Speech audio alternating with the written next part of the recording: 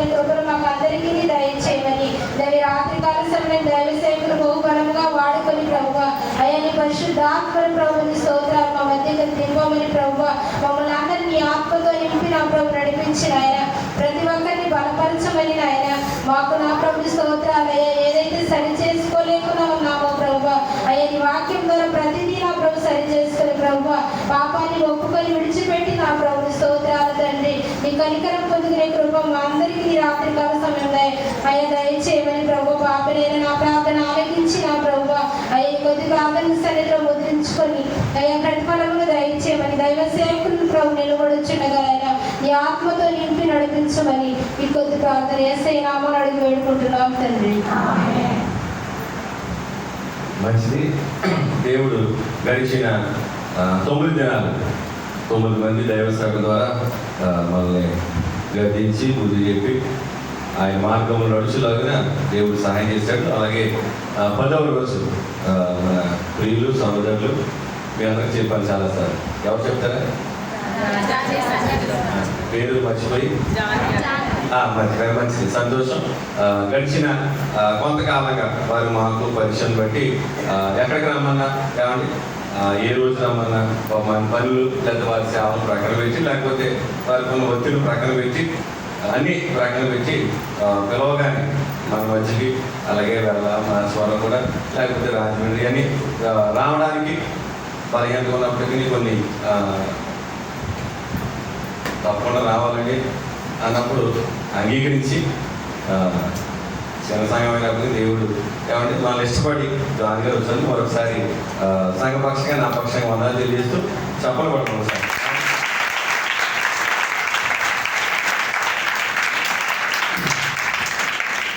అమ్మ మీకు ఒప్పుకుంటే లోపలికి వచ్చేయండి, పర్లేదండి ఈ వేడిలో మేము ఉంటాం.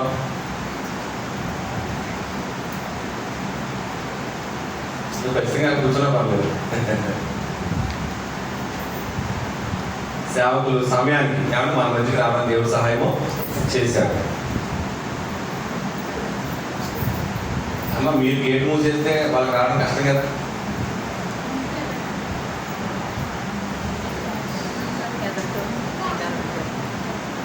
మీరు రిజిస్టర్ కొంచెం ముందుకు కానీ మీరు ముందుకు కానీ కానీ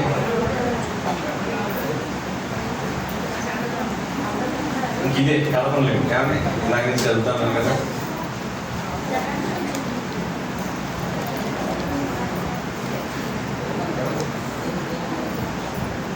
అంటే వాక్యం మొదలు పెట్టిన తర్వాత చదివితే బాగా ఇప్పుడే కలుగుతారు కానీ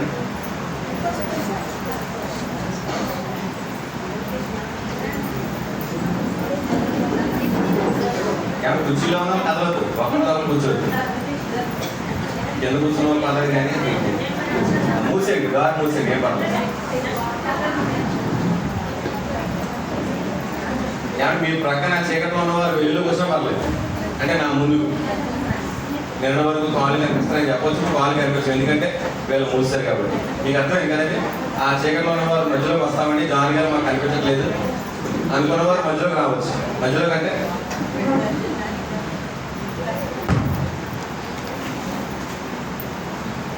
సరే. ఈ సమయంలో దైవ సేవకులు ఏమండి బహుబలంగా వాడబడుతున్నారు.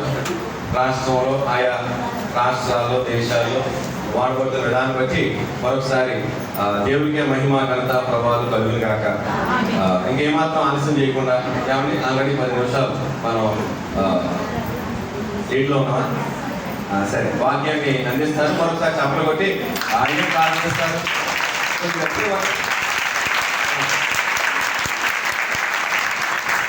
చాలా బలహీనంగా అయినప్పటికీ ఆహ్వానించడం మర్చిపోయారు. అందుకు బట్టి మరొకసారి వందనాలు తెలియజేస్తున్నాను. అలాగే వారే ప్రారంభిస్తారు, వారే ఆశీర్వాదం కూడా ఇస్తారు. కాబట్టి యథారాజుగా ప్రతిరోజు ఎలా జరుగుతుందో అలాగే జరుగుతుంది. కాబట్టి ఈ సమయాన్ని వారికి అప్పగిస్తున్నారు. వారు ఎప్పుడైతే ముగిస్తారో, ఎప్పుడైతే ఆశీర్వదిస్తారో అప్పుడే మనం బయటికి ఆ రీతిగా ఉండడానికి పరిశుద్ధ దేవుడు సహాయం చేయను కాక. ఆమేన్. దేవుని పరిశుద్ధమైన నామానికి మహిమ కలుగును గాక. ఇప్పుడు మీతో కలిసి దేవుని మాటలు పంచుకోవడానికి ప్రభు ఇచ్చిన కృపను బట్టి ప్రభువుని ఎంతో స్తుతిస్తున్నాను. నన్ను ప్రేమతో పిలిచినటువంటి మరి ప్రియ నా దైవజనులు గారికి ఉన్న ప్రతి ఉన్నారు అమ్మగారికి ఇప్పుడు వచ్చి మీ అందరికీ వందనాలండి. ప్రభు మిమ్మల్ని అందరూ దీవించి ఆశీర్వదించుగా. వెనుకున్న వారందరికీ వందనాలయ్యా. వచ్చిన వాక్యం చదువుకున్నాం. ఆదికాండము 28వ అధ్యాయం 10వ వచనాన్ని దయచేసి బైబిల్ గ్రంథాలు తెరవండి. ఆదికాండము 28వ అధ్యాయం 10వ వచనం.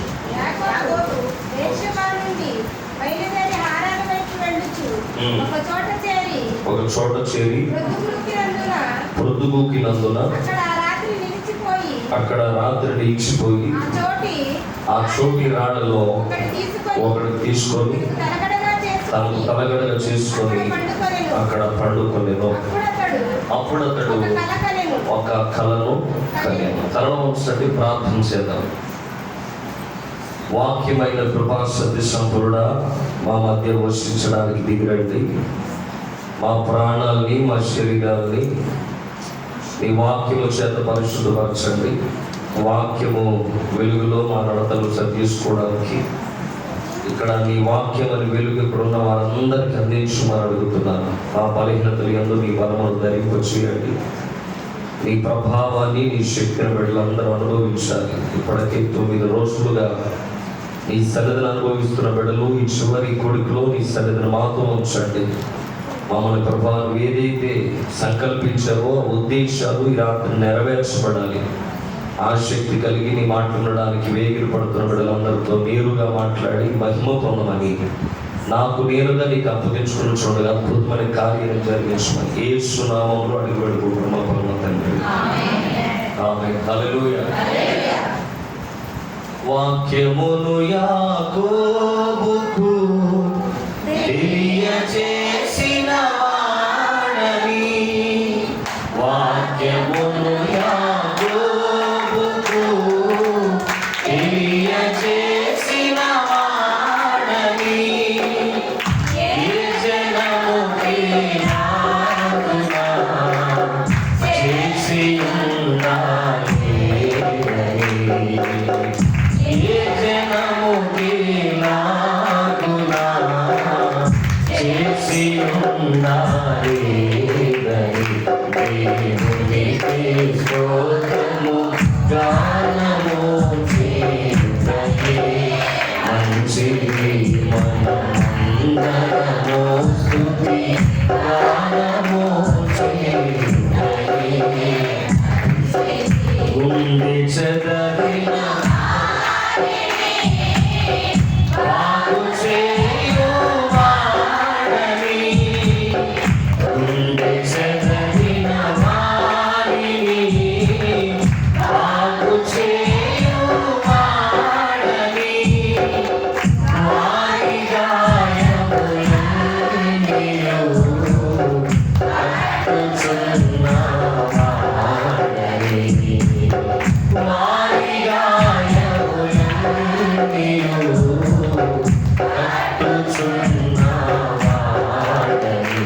దేవునికి స్తోత్రము గానము చేయుటయే మంచిది మనమందరము గానము చేయుటయే మంచిది. హల్లెలూయా. హల్లెలూయా. చదవబడిన లేఖన భాగపు ఇది వృత్తాన్ని మరొకసారి చదువుదాం. ఆదికాండం 28వ అధ్యాయము 10వ వచనాన్ని చదువుదాం. యాకోబు బేర్షెబా నుండి బయలుదేరి హారాను వైపు వెళుచు ఒక చోట చేరి ప్రొద్దుగూకినందున అక్కడ రాత్రి నిలిచిపోయి ఆ చోటి రాళ్ళలో ఒకటి తీసుకొని తనకు తలగడగా చేసుకొని అక్కడ పండుకొనేను. యాకోబు జీవితము చాలా వైవిధ్యపూరితమైనది. ఇతని గురించిన ప్రస్తావన బైబిల్లో చాలా ఎక్కువగా కనబడుతూ ఉంటుంది. యాకోబు జీవితంలో చాలా పతనాలు, చాలా పొరపాట్లు, చాలా అవిధేయతలు, చివరికి దేవుని చేత పోరాడి గెలిచినటువంటి మగసిరితనాన్ని కలిగిన వాడు. ఇతని గురించి లేఖనము చాలా పాజిటివ్ వేలో మాట్లాడుకుంటూ వచ్చింది. నిజానికి మనం అనుకునేది ఏంటంటే యాకోబు చాలా మోసగాడు, అతని జీవితం చాలా చెప్పుకోదగ్గదేమి కాదు అని. కానీ యాకోబు గురించి బైబిల్ ఏం చెబుతుందంటే, ఇతనికి ఇచ్చిన వాగ్దానము బైబిల్లో మరెవరికి దేవుడు ఇవ్వలేదు కూడా. ఎందుకంటే 43వ యెషయా గ్రంథంలో ఇలా అంటాడు, యాకోబు నిన్ను సృజించిన వాడు యెహోవా, ఇశ్రాయేలు నిన్ను నిర్మించిన వాడు ఇలా సెలవించుచున్నాడు. ఏమని సెలవించాడు? నేనే నిన్ను విమోచించి ఉన్నాను, భయపడకు, పేరు పెట్టి నిన్ను పిలిచి ఉన్నాను. ఎవరి సొత్తు? యాకోబు ఎవరి సొత్తు అయ్యాడు? ఇంకా క్రిందకి వెళితే ఇలాగ అన్నాడు, నువ్వు జలములలో పడి దాటినప్పుడు నేను నీకేమై ఉంటాను? తోడై ఉంటాను. ఇంకేమన్నాడు? నువ్వు నదులలో పడి వెళ్ళినప్పుడు అవి నీ మీద పొర్లి. ఇలాంటి అద్భుతమైనటువంటి వాగ్దానపూరితమైన జీవన విధానాన్ని కనుగొన్నవాడు యాకోబు. కానీ ఎంత గొప్ప ఆశీర్వాదాన్ని తాను పుచ్చుకోవడానికి లేదా దేవుని నుండి తాను అందుకోవడానికి గల కారణం ఏంటంటే, ఏ మనిషి అయినా చివరికి ఖచ్చితంగా దేవుని అందుకు తిరిగి రావాల్సిందే. అప్పుడే ఆ వ్యక్తి జీవితం చాలా ఆశీర్వాదకరంగా ఉంటారు. దేవునికి లేదా దైవ వాగ్దానాలకి దేవుని యొక్క సన్నిధి నుండి దూరంగా వెళ్ళిపోతే మానవుడు క్షేమాన్ని కలిగి ఉండలేడు. వాడి యొక్క జీవితం చాలా పతన స్థితికి వెళ్ళిపోతారు. యాకోబు దేవుని చేత సొత్తుగా మార్చబడడానికి తాను ఎంత పతనమైపోయాడో, తన పతనకరమైన పరిస్థితులలో ఫలభరితమైన జీవితాన్ని మరలా తాను పొందుకోవడానికి దేవుని యొక్క ఒక రాత్రంతా పెరుగులాడిన జీవితాన్ని కనుగొన్నవాడు యాకోబు. ఇతని పుట్టుక నుండి అతడు ఆశీర్వదించబడిన రోజు వరకు అతని జీవితంలో కొన్ని సంఘటనలు జరిగి వాటిని రాత్రి ధ్యానం చేద్దాం. చాలా శ్రద్ధగా దేవుని మాటలు వినడానికి ప్రయత్నం చేద్దాం. యాకోబు బేర్షెబ అనే ప్రాంతాన్ని విడిచిపెట్టాడు, హారాను అనబడిన ప్రదేశానికి వెళుతున్నాడు. తాను విడిచిపెట్టిన పట్టణము బేర్షెబ, తాను వెళుతున్న పట్టణము హారాను. బేర్షెబాకి హారానికి చాలా వందల మైళ్ళు దూరం ఉంది. ఈ బేర్షెబాను తాను విడిచిపెట్టి హారాను వెళ్ళడానికి కొన్ని కారణాలు ఉన్నాయి. సరే, అవన్నీ మనందరికీ తెలిసిన విషయమే. సో ఇతను బేర్షెబాను వదిలేసి హారాను వెళ్ళాల్సిన పరిస్థితులు ఎందుకు ఏర్పడ్డాయి? బేర్షెబ వాగ్దానపూరితమైన స్థలం, దేవుని స్వరము వినబడిన స్థలము, సమస్యలన్నింటినీ చాలా సులువుగా పరిష్కరించబడిన స్థలమే బేర్షెబ. చాలా దైవికమైన కాపుదల, దేవుని యొక్క ఆశీర్వాదాలతో నిలవబడి ఉన్నటువంటి గొప్ప పట్టణము బేర్షెబ. కానీ ఇంత ఆశీర్వాదకరమైన పట్టణాన్ని తాను వదిలేసి హారాన్ అనే ప్రాంతానికి వెళుతున్నాడు. హారాను అనగా అన్నం ప్లేస్ అని ఉంటారు, అంటే తెలియనిది అని అర్థం. హారాన్ అంటే అర్థం ఏంటి? తెలియనిది. అంటే మానవుడైన యాకోబు ఎక్కడి నుండి ఎక్కడికి వెళ్తున్నాడు? ఆశీర్వాదకరమైన స్థలం నుండి తెలియని చోటుకి వెళ్ళిపోతున్నాడు. ఈ రోజు కూడా మానవుడు ఎక్కడికి వెళుతున్నాడు ఎవరికి తెలియట్లా. ఎందుకంటే శారమ్మ ఏదో అందని తాను అలిగేసి తన మొత్తం అన్ని సర్దుకొని ఆఖరి ఏం చేసిందంటే బయలుదేరి వెళ్ళిపోతుంది. చాలా అరణ్యాల గుండా తాను ప్రయాణం చేసింది. ఇసుక తెరుల మధ్య తన ప్రయాణం కొనసాగించబడింది. ఎంతవరకు మానవుడు ప్రయాణం చేయగలుగుతాడు? కొంతవరకే కదా. అలసట ఏర్పడింది. అది మంచి ఎండ టైంలో తన ప్రయాణం ఇబ్బందులకు గురైంది. గల కారణం ఏంటంటే పైన ఎండ, కిందేమో ఇసుక, చాలా భయంకరంగా ఉంది. సో తన ప్రయాణం చాలా చికాకు వచ్చింది. తన వెనకాల తెచ్చుకున్నటువంటి కొన్ని వాటర్ బాటిల్ కూడా ఖాళీ అయిపోయింది. ఏం చేయాలో నిస్సహాయకరమైన పరిస్థితులు నిలవబడిపోయి అదే ఇసుక తెరుల మధ్యలో కూర్చొని ఏడుస్తూ ఉంది. వెంటనే దేవుడితో వచ్చేలాగా ఉంది. శారాయి దాసివైన హాగరు ఎక్కడ నుండి వచ్చామని అన్నది. చదవండి ఆ మాట. బైబిల్ గ్రంథాలు తెలిస్తే మనకు అందుకు విషయాలు చాలా జాగ్రత్తగా అర్థమవుతాయి. 16వ అధ్యాయం 8వ వచనం చదవండి.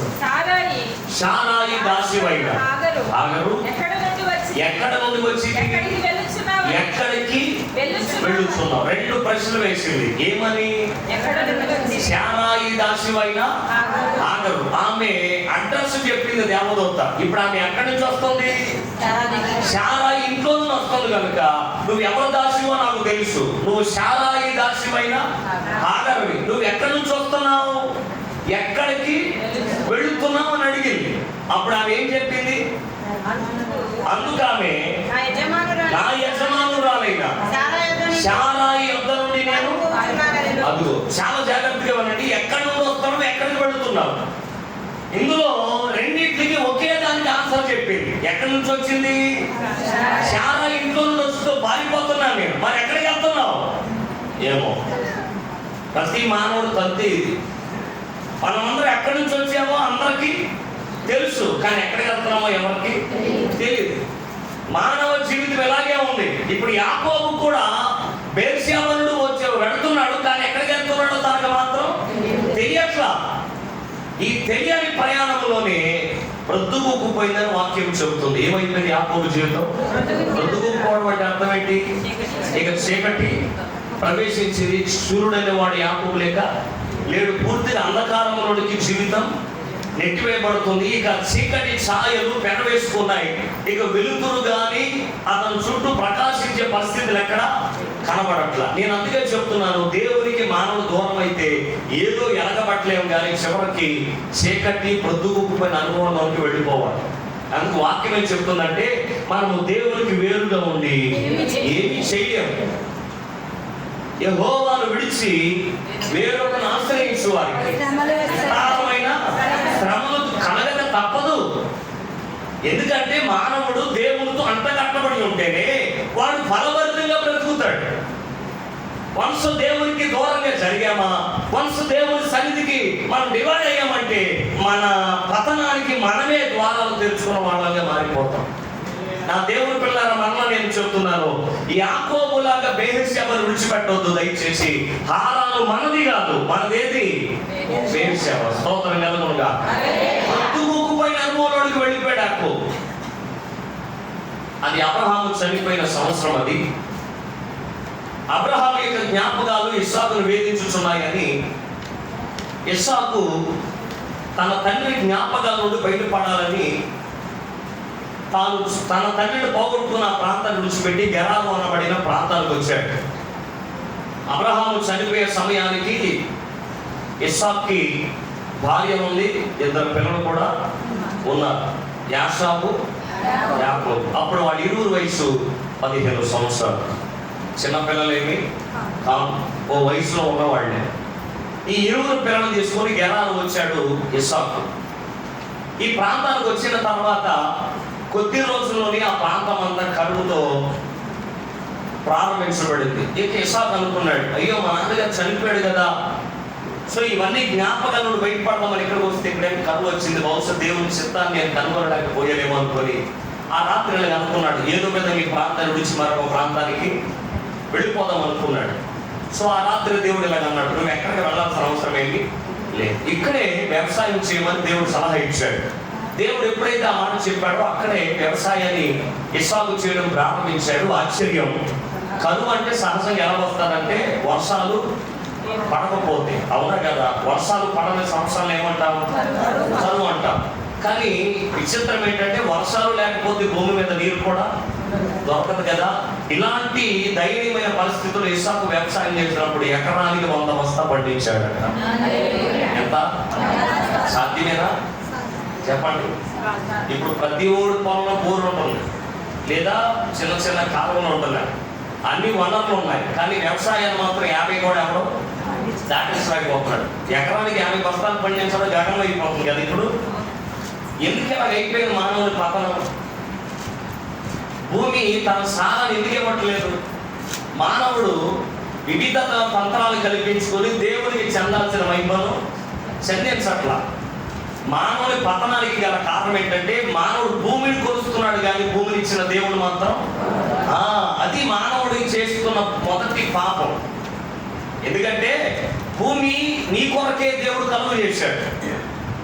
వాక్యం ఏం చెప్తుంది? విత్తినది ఎవరైనా నీరు పోసేది ఎవరైనా, ఎరువు వేసేది మరి ఎవరైనా సరే, వృద్ధి చేసేది మాత్రం దేవుడే.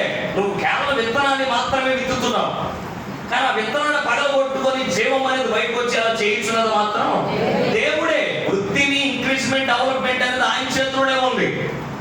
ఆయన బలాభివృద్ధి కలుగు చేయక మనం ఏమి సాధించలేము అన్న సంగతి గుర్తించాలి. మనమేమో వ్యవసాయం చేసేటప్పుడు కొబ్బరికాయ పట్టుకెళ్తారు బాగా, నీ నెత్తి పక్కన కొట్టుకోవచ్చుగా, కొబ్బరికాయ ఎందుకు? భూమిని పూజించడం, దానికి కుంకుమలు పెట్టడం, ఇంకా కొన్ని చోట్ల అయితే మేకలు నరకడాలు, దేవుడికి చెరువులు కదా. మానవుడు చేయాల్సింది ఇవి కాదు.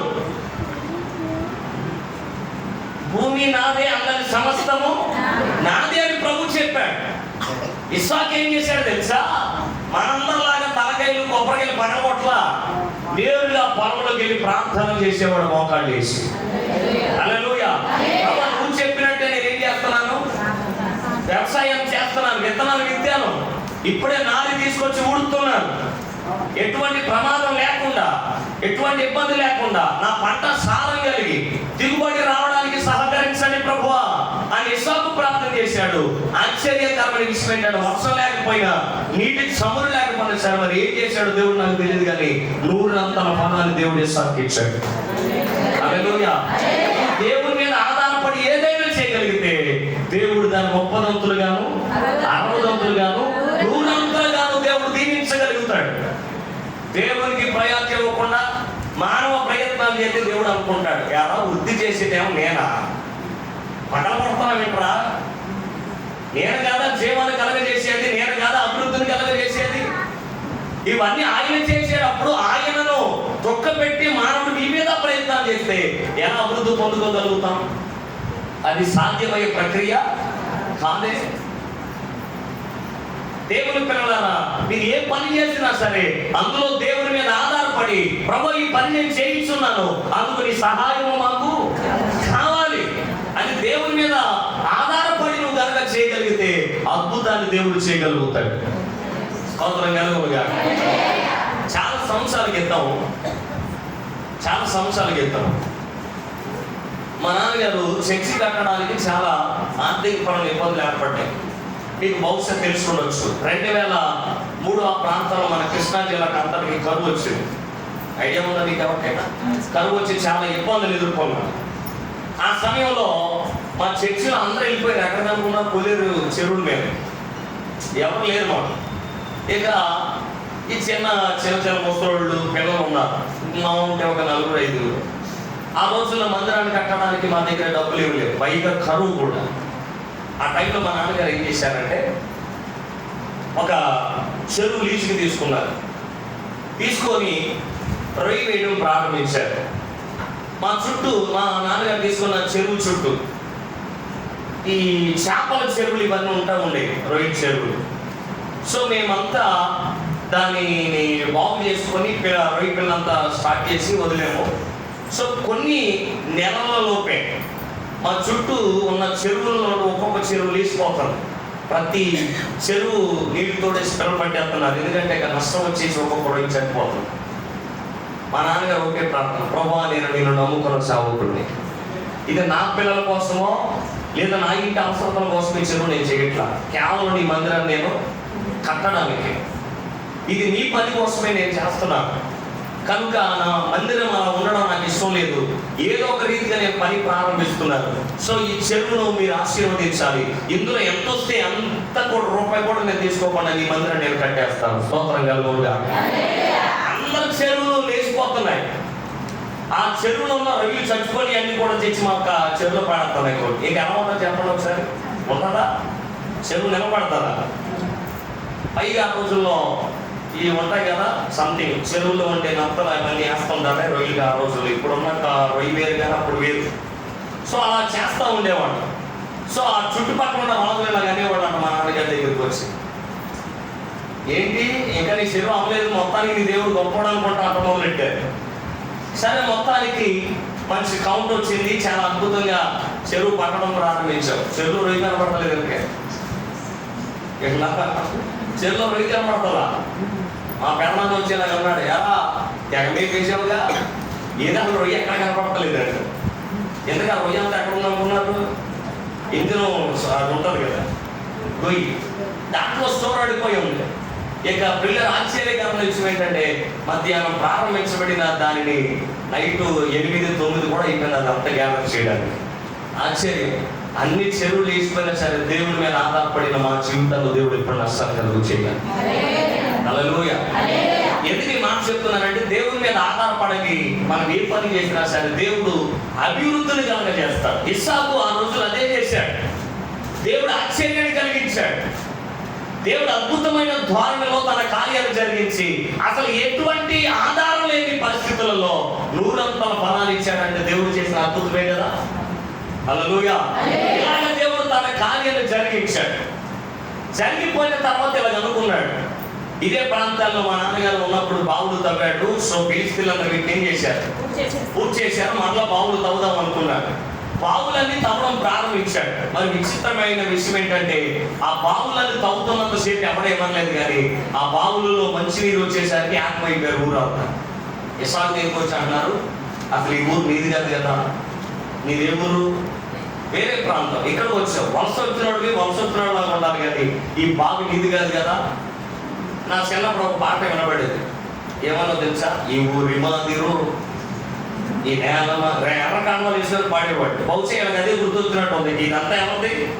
మాది. మనుషుడు ఎంత స్వార్థపూరితమైన వాడంటే పని ప్రారంభించినప్పుడు ఎప్పుడు ఏమనడు, కానీ ఆ పనిలో ఫలాలు వచ్చేసరికి అడ్డుపడిపోవడం, స్వార్థము, లాభాపేక్షతో నింపబడి మనుషుడు కష్టార్జితాన్ని కూడా దోచుకునే వ్యక్తిత్వాలు. ఇస్సాకును అలాగే చేశారు ఫిలిష్తీయుల ప్రాంత బిడ్డలు. ఒకసారి కాదు, 2 సార్లు కాదు, చాలా పర్యాయాలు జగడమాడారు, చాలా గొడవ పడ్డారు. ఇస్సాకును చాలా వేధించారు. చివరికి వాడు ఎంతగా బరితెగించారంటే నిష్కారణమైన పద్ధతులు ఇస్సాకు ఆ ఊరు నుండి గెట్టేశారు. తన 2 పిల్లల్ని, తన భార్యను తీసుకొని ఇదిగో యాకోబు ఏ ప్రాంతం నుండి పారిపోయాడో ఆ బేర్షెబాకు వచ్చి ఉన్నాడు. ఆ రాత్రే ఆ బేర్షెబాకు వచ్చి భార్య పిల్లలు ఇరువురు నిద్రపోతుండగా మొత్తం ఇస్సాకు బయట మనసు మీద కూర్చొని ఆకాశమందున దేవుని తట్టు చూసి ఏడవడం ప్రారంభించాడు. ఏమని ఏడ్చాడంటే, మా నాన్న కనుక నాకు బ్రతుకుంటుంటే నాకు ఈ కష్టాలు వచ్చేవి. మా నాన్న ఎప్పుడైతే చనిపోయాడో నా జీవితంలో ఇలాంటి సమస్యలు ఎదురవుతున్నాయి. ఎందుకు ఇలా జగడం అంటున్నారు? ఇస్సాకు ఎప్పుడు అలాంటి అపజయాన్ని తన జీవితంలో చూడలేదు. గల కారణం ఏంటంటే అబ్రహాం వస్తే రాజులు సైతం ఆయనకు సాగిలు పడి నమస్కారం చేసేవాడు. అబ్రహాం అంతా అపార కుబేరుడు, చాలా ఆ రోజుల్లో రాజులాగా కనిపించేవాడు అబ్రహాం. ఇక అబ్రహాంని ఎలా చూసేవాడు అంటే అబ్రహాం కొడుకుని ఇంకెంత గౌరవార్థకంగా ఇచ్చేవాడు ఒకసారి చూడాలి. ఎప్పుడైతే అబ్రహాం చనిపోయాడో వెంటనే ఇస్సాకు జీవితంలో సమస్యలు ఎదురవుతూ వచ్చాయి. ఇక బాధపడుతున్నాడు, ఎందుకు ఇలా అయిపోయిందని. కానీ ఆశ్చర్యకరమైన విషయం ఏంటో తెలుసా? ఆ రాత్రి మహిమగల దేవుడు అతనికి ప్రత్యక్షమయ్యాడు. హల్లెలూయా. ఇస్సాకు ఏడవలసిన అవసరమేగా, నేనే నీకు సమాధానం కలుగు చేయబోతున్నాను. మీ నాన్న లీడర్ బాధపడుతున్నావు కదా, నేను నిన్ను ఆశీర్వదించబోతున్నాను. ఎవరిని బట్టు తెలుసా? నీ తండ్రి అయిన అబ్రహామును బట్టి. స్తోత్రం కలుగుగా.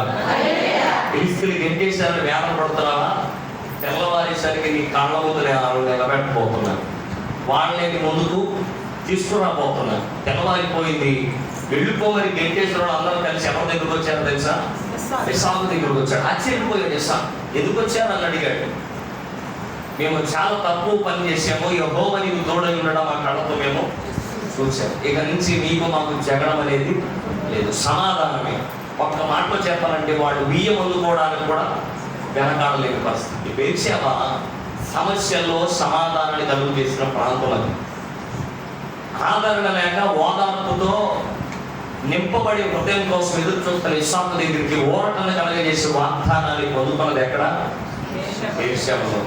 తన పిల్లలను ఆశీర్వదించబోతున్నాను, తన కుటుంబాన్ని అబ్రహామును బట్టి దీవించబోతున్నానని దేవుడు బేర్షెబాలో చెప్తేనే ఇప్పుడు ఆ ప్రాంతాన్ని విడిచిపెట్టేసి యాకోబు ఎక్కడికి వెళ్ళిపోతున్నాడు?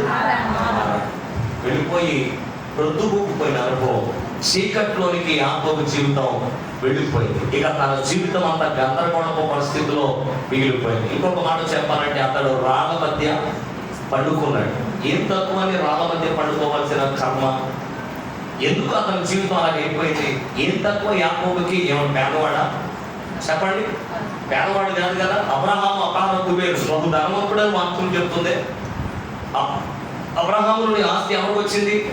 ఇస్సాకు వచ్చింది. తక్కువవాడు ఏమి కాదు కదా ఇస్సాకు. ఇప్పుడు ఇస్సాకు చాలా సంపన్నమైన కుటుంబాన్ని కలిగి ఉన్నాడు. మరి తన కడుపున పుట్టిన పిల్లోడైన యాకోబు ఇప్పుడు ఏం లేదు, వాడికి ఎక్కడ పడుకోవాల్సి వచ్చింది? పాపం చాలా ఘోరమైనది. అవిధేయత చాలా నష్టాన్ని మూట కట్టుకునేలా చేస్తారు. ఇంట్లో ఎంత సంపద ఉన్నా, ఇంట్లో ఎంత నిలవ వేసుకుని ఉన్నా సరే, పిల్లల కనుక పొరపాటు చేస్తే అది మనల్ని ఎప్పటికీ కాపాడలేదు. అందుకు వాక్యం ఏం చెప్తుందంటే, ఆపత్కాలం ముందు నీ ధనం నీకు అక్కరకు రాదని. అపాయాలని మనం ఆదుకోలేదు. గది నిండా డబ్బు దెమ్మరించినా సరే సమస్య నుండి మానవుడు బయటికి పడలేడు కదా. ఇప్పుడు యాకోబు ఎంత సంపద ఉంటే ఏసావు ఎక్కడ పడుకోవాల్సి వచ్చింది? రాళ్ళమంది. అసలు ఎందుకు అతను ఇంత దేవస్థితికి వెళ్ళిపోయాడు? చక్కగా ఇంట్లో కూర్చొని చక్కని కోరుకున్న కూర వండుకొని తినే అద్భుతమైన జీవితాన్ని కలుగుకున్నవాడు యాకోబు. కానీ పారిపోవాల్సిన కర్మేం పట్టింది? పారిపోయి చీకట్లోకి వెళ్ళిపోవాల్సినవే కాకుండా ఇప్పుడు ఏకంగా రాళ్ళ మధ్య పడుకోవాల్సిన పరిస్థితులు యాకోబుకి సంక్రమించాయి. ఏమైంది? ఓ తల్లి తీసుకున్న తప్పుడు నిర్ణయం. చెప్పండి ఎవరు? ఎవరామే? చెప్పండి ఎవరు? తన కొడుకు జీవితాన్ని పాడు చేసింది ఓ తల్లే. ఎందుకు మనం చెప్తున్నానంటే, ఎప్పుడు బిడ్డల జీవితాన్ని చేతుల్లోకి తీసుకోకూడదు. మన బిడ్డల జీవితాలు ఎప్పుడు మన చేతుల్లోకి తీసుకోకూడదు. ఎవరి చేతులకు అప్పగించాలి? దేవుని చేతులకు అప్పగించాలి. బిడ్డలు కనండి, వారిని పెంచండి, కానీ వారి జీవితాలు ఎప్పుడు నీ చేతిలోకి తీసుకోకూడదు. ఎందుకంటే మన బిడ్డల భవిష్యత్తు అంత మన చేతుల్లో లేదు. అసలు మన భవిష్యత్తు మన చేతుల్లో లేనప్పుడు వాళ్ళ భవిష్యత్తులు ఎలా ఉంటాయి? మనం వారిని చదివించగలుగుతాం అంతే, కానీ వారికి లైఫ్ను సెట్ చేయడం మన వల్ల కాదు. వారి కొరకు ఏదైనా సంపాదించగలుగుతాం, వాళ్ళు దాన్ని కాపాడుకోలేకపోతే అది మన వల్ల కాదు కదా. యాకోబు జీవితము పతనానికి వెళ్ళడానికి ప్రధాన కారణం తన తల్లి. తల్లిదండ్రులారా చాలా జాగ్రత్తగా వినండి. తల్లిదండ్రులు బిడ్డల విషయాల్లో చాలా జాగ్రత్తగా మెసలాలి. తీసుకునే నిర్ణయాలు కూడా దైవికమైన నిర్ణయాలుగా ఉండగలిగితే మీ బిడ్డలు ప్రపంచానికి ప్రయోజనకరంగా మార్చబడతారు. యాకోబు అంతా పాడైపోవడానికి గల కారణం ఏంటో చెబుతున్నారు వినండి. బహుశా యాకోబుని కన్నా తల్లి రెబెకా, ఆమె జీవితాన్ని గురించి మీకు అర్థమయ్యేలా చెప్తారు. ఆమె యవన ప్రాయంలో చాలా విశ్వాసం కలిగి దైవ నియమాల ప్రకారం బ్రతికినాము. తన తండ్రి, తన అన్న లాభాన్, వీళ్ళంతా విగ్రహారాధన సంబంధమైన కుటుంబాలు వెళ్ళి. ఎందుకంటే అబ్రహాము మెసొపొతేమియా ప్రాంతాల్లో, బాబేలు గోపురాలు కట్టబడిన ఆ ప్రాంతాల్లో నిమ్రోదు కట్టించినటువంటి 2 గుళ్ళు ఉండేవి. నన్నారు గుడి ఒకటి, నింగాళ్ళు గుడి ఒకటి. ఈ నన్నారు నింగాలు గుడిలో పూజారి తత్వాన్ని కలిగి ఉండేవాడే అబ్రహాము యొక్క తండ్రి అనబడిన తెరాహు. ఈ అబ్రహాము దైవ దర్శనాన్ని పొందుకొని 3 అన్నదమ్ముల్లో అబ్రహాము బయటకు వచ్చాడు. కానీ లోతు యొక్క తండ్రి చనిపోయిన తర్వాత ఈ రెబెకా యొక్క తండ్రి అయిన బెతూయేలు ఉన్నాడే, బెతూయేలు కన్న తండ్రి ఉన్నాడు చూసారా, అనగా అబ్రహాము యొక్క తమ్ముడు. వీళ్ళు విగ్రహారాధన విడిచిపెట్టలేదు, అబ్రహాము మాత్రం పూర్తిగా విగ్రహారాధన విడిచిపెట్టాడు. ఈ బెతూయేలుకు పుట్టినటువంటి 2 పిల్లలు ఉన్నారు. ఎవరు? రెబెకాను, లాబాను. వీరు భయంకరమైనటువంటి విగ్రహారాధన సంబంధమైన పరిస్థితులు కలుగున్నవాడు. లాబాను జీవితాలు చూసినప్పుడు మనకు అర్థమవుతుంది, అతను శకునాలు చూసే తత్వాన్ని కూడా కలిగి ఉన్నవాడు. మంత్రాల మీద, తిథులు గడియల మీద ఆధారపడి బ్రతికే జీవనాన్ని కలిగి ఉన్నవాడు లాబాను. మరి వీళ్ళంతా ఎంత విగ్రహారాధనలు ఉంటే రెబెకా మాత్రం అందుకు పూర్తి విరోధంగా తన భక్తి జీవితాన్ని కాపాడుకున్న జీవితం ఆమెది. స్తోత్రం కలుగునుగా. బహుశా ఆమె విశ్వాసం చాలా గొప్పది, మంచి ఫలితం కలిగిన పిల్ల కూడా. ఎందుకంటే రెబెకా పేదరాలు కూడా కాదు, ఆమె చాలా సంపన్నమైన కుటుంబానికి చెందిన ఆమె. బైబిల్ ఆమె గురించి చదివినప్పుడు నేను ఆశ్చర్యపోయాను. గల కారణం ఏంటంటే, రెబెకాకి ఆ ఇంటి వాడు ప్రత్యేకమైన చాలా పర్సనల్ డాక్టర్ని కూడా అపాయింట్మెంట్ చేశారు. ఆమెకు దాది ఉందని వాక్యం చెప్తుంది. ఉందా లేదా? చదివారు మీరు? చదువుదామా ఒకసారి. ఆదికాండం 24వ అధ్యాయం.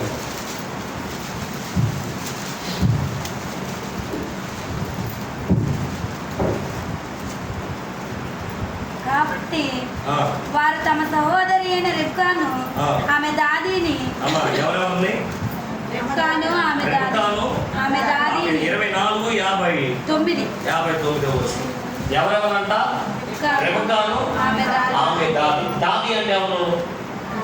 శిక్ష నర్స్ అని ఉంటుంది ఇంగ్లీష్లో. ఎవరంట ఆమె? నర్స్ అంటే ఎవరు? మాకు తెలియదాన్ని చూస్తారు. ఒక మాటలో చెప్పాలా, హీబ్రూలో ఇలా ఉంది ఆమె గురించి. ఇంగ్లీష్లో నర్స్ అని ఉంది కానీ హీబ్రూలో న్యూట్రిషన్ అని ఉంటుంది ఆమె. అంటే రెబెకా ఏ ఫుడ్ తినాలో కూడా ఆమె చెబితే కానీ తినదు. అంటే ఒకసారి చూడండి, ఆమెకు ప్రత్యేకమైన న్యూట్రిషన్ ఉందంటే ఆమె పేదరాలంటారు, ధనవంతురాలంటారు. అవునా కదమ్మా? ఆమెకు ప్రత్యేకమైన ఒక నర్సు ఉందంటే ఆమె ఎంత హుందాగా బతుకుండా ఉండొచ్చు. అలాంటి లగ్జరీగా బతికిన ఆడపిల్ల ఒంట్లకి నీళ్లు పోసి మనవాళ్ళు మన ఆడపిల్ల అలాంటి వాళ్ళు ఓ తల్లి అంటుంది, మా అమ్మాయికి వంటగది తెలియదు అన్నాడు. పెళ్లి చూపుకుంటారు ఎగ్గది తెలియదంట. మరి ఎవరు చేస్తారు రేపు పెళ్ళి అయ్యాక? వంటగది తెలియదని అంత గర్వంగా చెప్తున్నది ఆమె. అరే మన పిల్లలు పనితనాన్ని నేర్పాలి కదా. మగపిల్లలకైనా ఆడపిల్లలకైనా ఏం నేర్పాలి? ఇంట్లో పని నేర్పాలి. కానీ మనం ఏం చెయ్యం?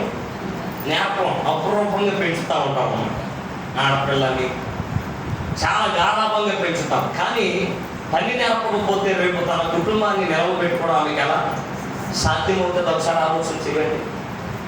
సామెతల గ్రంథంలో చివరి అధ్యాయంలో ఆమె గురించి చెప్పబడింది. యెహోవా యందు భయభక్తులు కలిగిన స్త్రీ ఎలాగా ఆశీర్వాదకరంగా ఉంటుందో, ఆమె ఎప్పుడు లేవాలో, ఏ పనులు చేయాలో, లేచిన ఆమె ఇంటి వారి కంటే ముందు లేచి ఏం చేస్తారో అవన్నీ రాయబడింది. ఆమె ఎంత క్యారెక్టర్ కాపాడుకుంటే తన కుటుంబం అంతా ఆశీర్వాదకరంగా ఉంటుందని వాక్యం చెప్తుంది. ఈమె ఎంత సంపన్నమైన కుటుంబానికి చెందినా సరే ఈమె తన పనితనాన్ని మాత్రం ఎప్పుడు అడ్డుపెట్టినామే కాదు. ఆమె సెలవిస్తే 3 మంది నీళ్లు పోసేవాళ్ళు ఉన్నారు కదా. కానీ ఆమె ఎవరికి చెప్పకుండా తానే ఒళ్ళొచ్చి ఏం చేసింది? పని చేసింది. ఎట్టకాలకు అబ్రహాము యొక్క కొడుకైన ఇస్సాకుకి భార్యగా మారిపోయింది. సరే, భార్య అయింది. ప్రపంచంలో రెబెకా పెళ్లి చేసుకున్నట్టు ఎవరిని చేసుకున్నారంటారా? చెప్పండి, ఎవరిని చేసుకున్నారంటారా? అలా చూస్తారంట. ఎలా చేసుకుంది అన్నాడు సూపర్. అసలు ఇప్పుడు పెళ్ళిళ్ళు ఎలా జరుగుతున్నాయి? ముందే పెళ్లి చూపులు అయిపోతున్నాయి కదా చాలా మందికి. ఇప్పుడు ఈ మధ్య 5-6 సంవత్సరాలు ఈ మధ్య కాలంలో పెళ్లి చూపులు కూడా అవసరం. డైరెక్ట్ పెళ్లి పెట్ట ఎక్కేస్తున్నారు. ఈ మధ్య ఆ పెళ్లి కూడా అవసరం నాకు కొంతమందికి. లివింగ్ రిలేషన్ ఎక్కువ అయిపోయింది ప్రపంచానికి. పెళ్ళిళ్ళు అక్కర్లా, పెద్దలు కూడా తల్లిదండ్రులు కూడా అక్కర్లా. ఒక అమ్మాయి నచ్చిందంటే, ఒక అబ్బాయి నచ్చిందంటే వాళ్ళు ఇరువురు కొన్ని సంవత్సరాలు, 2-3 సంవత్సరాలు లివింగ్ రిలేషన్షిప్లో ఉంటారు. పెళ్లి తర్వాత చేయాల్సిన కార్యక్రమాలను ముందే చేసేసుకొని కలిసి ఉంటే మనసులు కలిపితే ఆ తర్వాత పెళ్ళి అంట. కలవకపోతే మధ్యలో విడాకులు, తాటాకులు మధ్యలో కదా. ఇప్పుడున్న వివాహ వ్యవస్థ ఎలాగ తయారు. కానీ రెబెకా తన భర్త ఎలా ఉంటాడో తనకి తెలియదు. ఏ ఫోటో కూడా ఆమె దగ్గర లేదు. ఇస్సాకును చూడకుండానే పెళ్లి చేసుకుందంటే ఆమె విశ్వాసం ఎంత గొప్పదో చూడాలి. విశ్వాసం కలిగినోడు చూడకపోయినా సరే చూసినట్టే బతుకుతాడు. ఎందుకంటే విశ్వాసం అన్నది నిరీక్షించు వాటి యొక్క నిజ స్వరూపాలు అదృశ్యమైనవి ఉన్నవి ఎనుటకు రుజువని వాక్యం చెప్తుంది. విశ్వాసం కలిగినోడికి ఆధారం అక్కర్లా, తనకు నిరీక్షణ ఒకటి ఉంటే చాలు.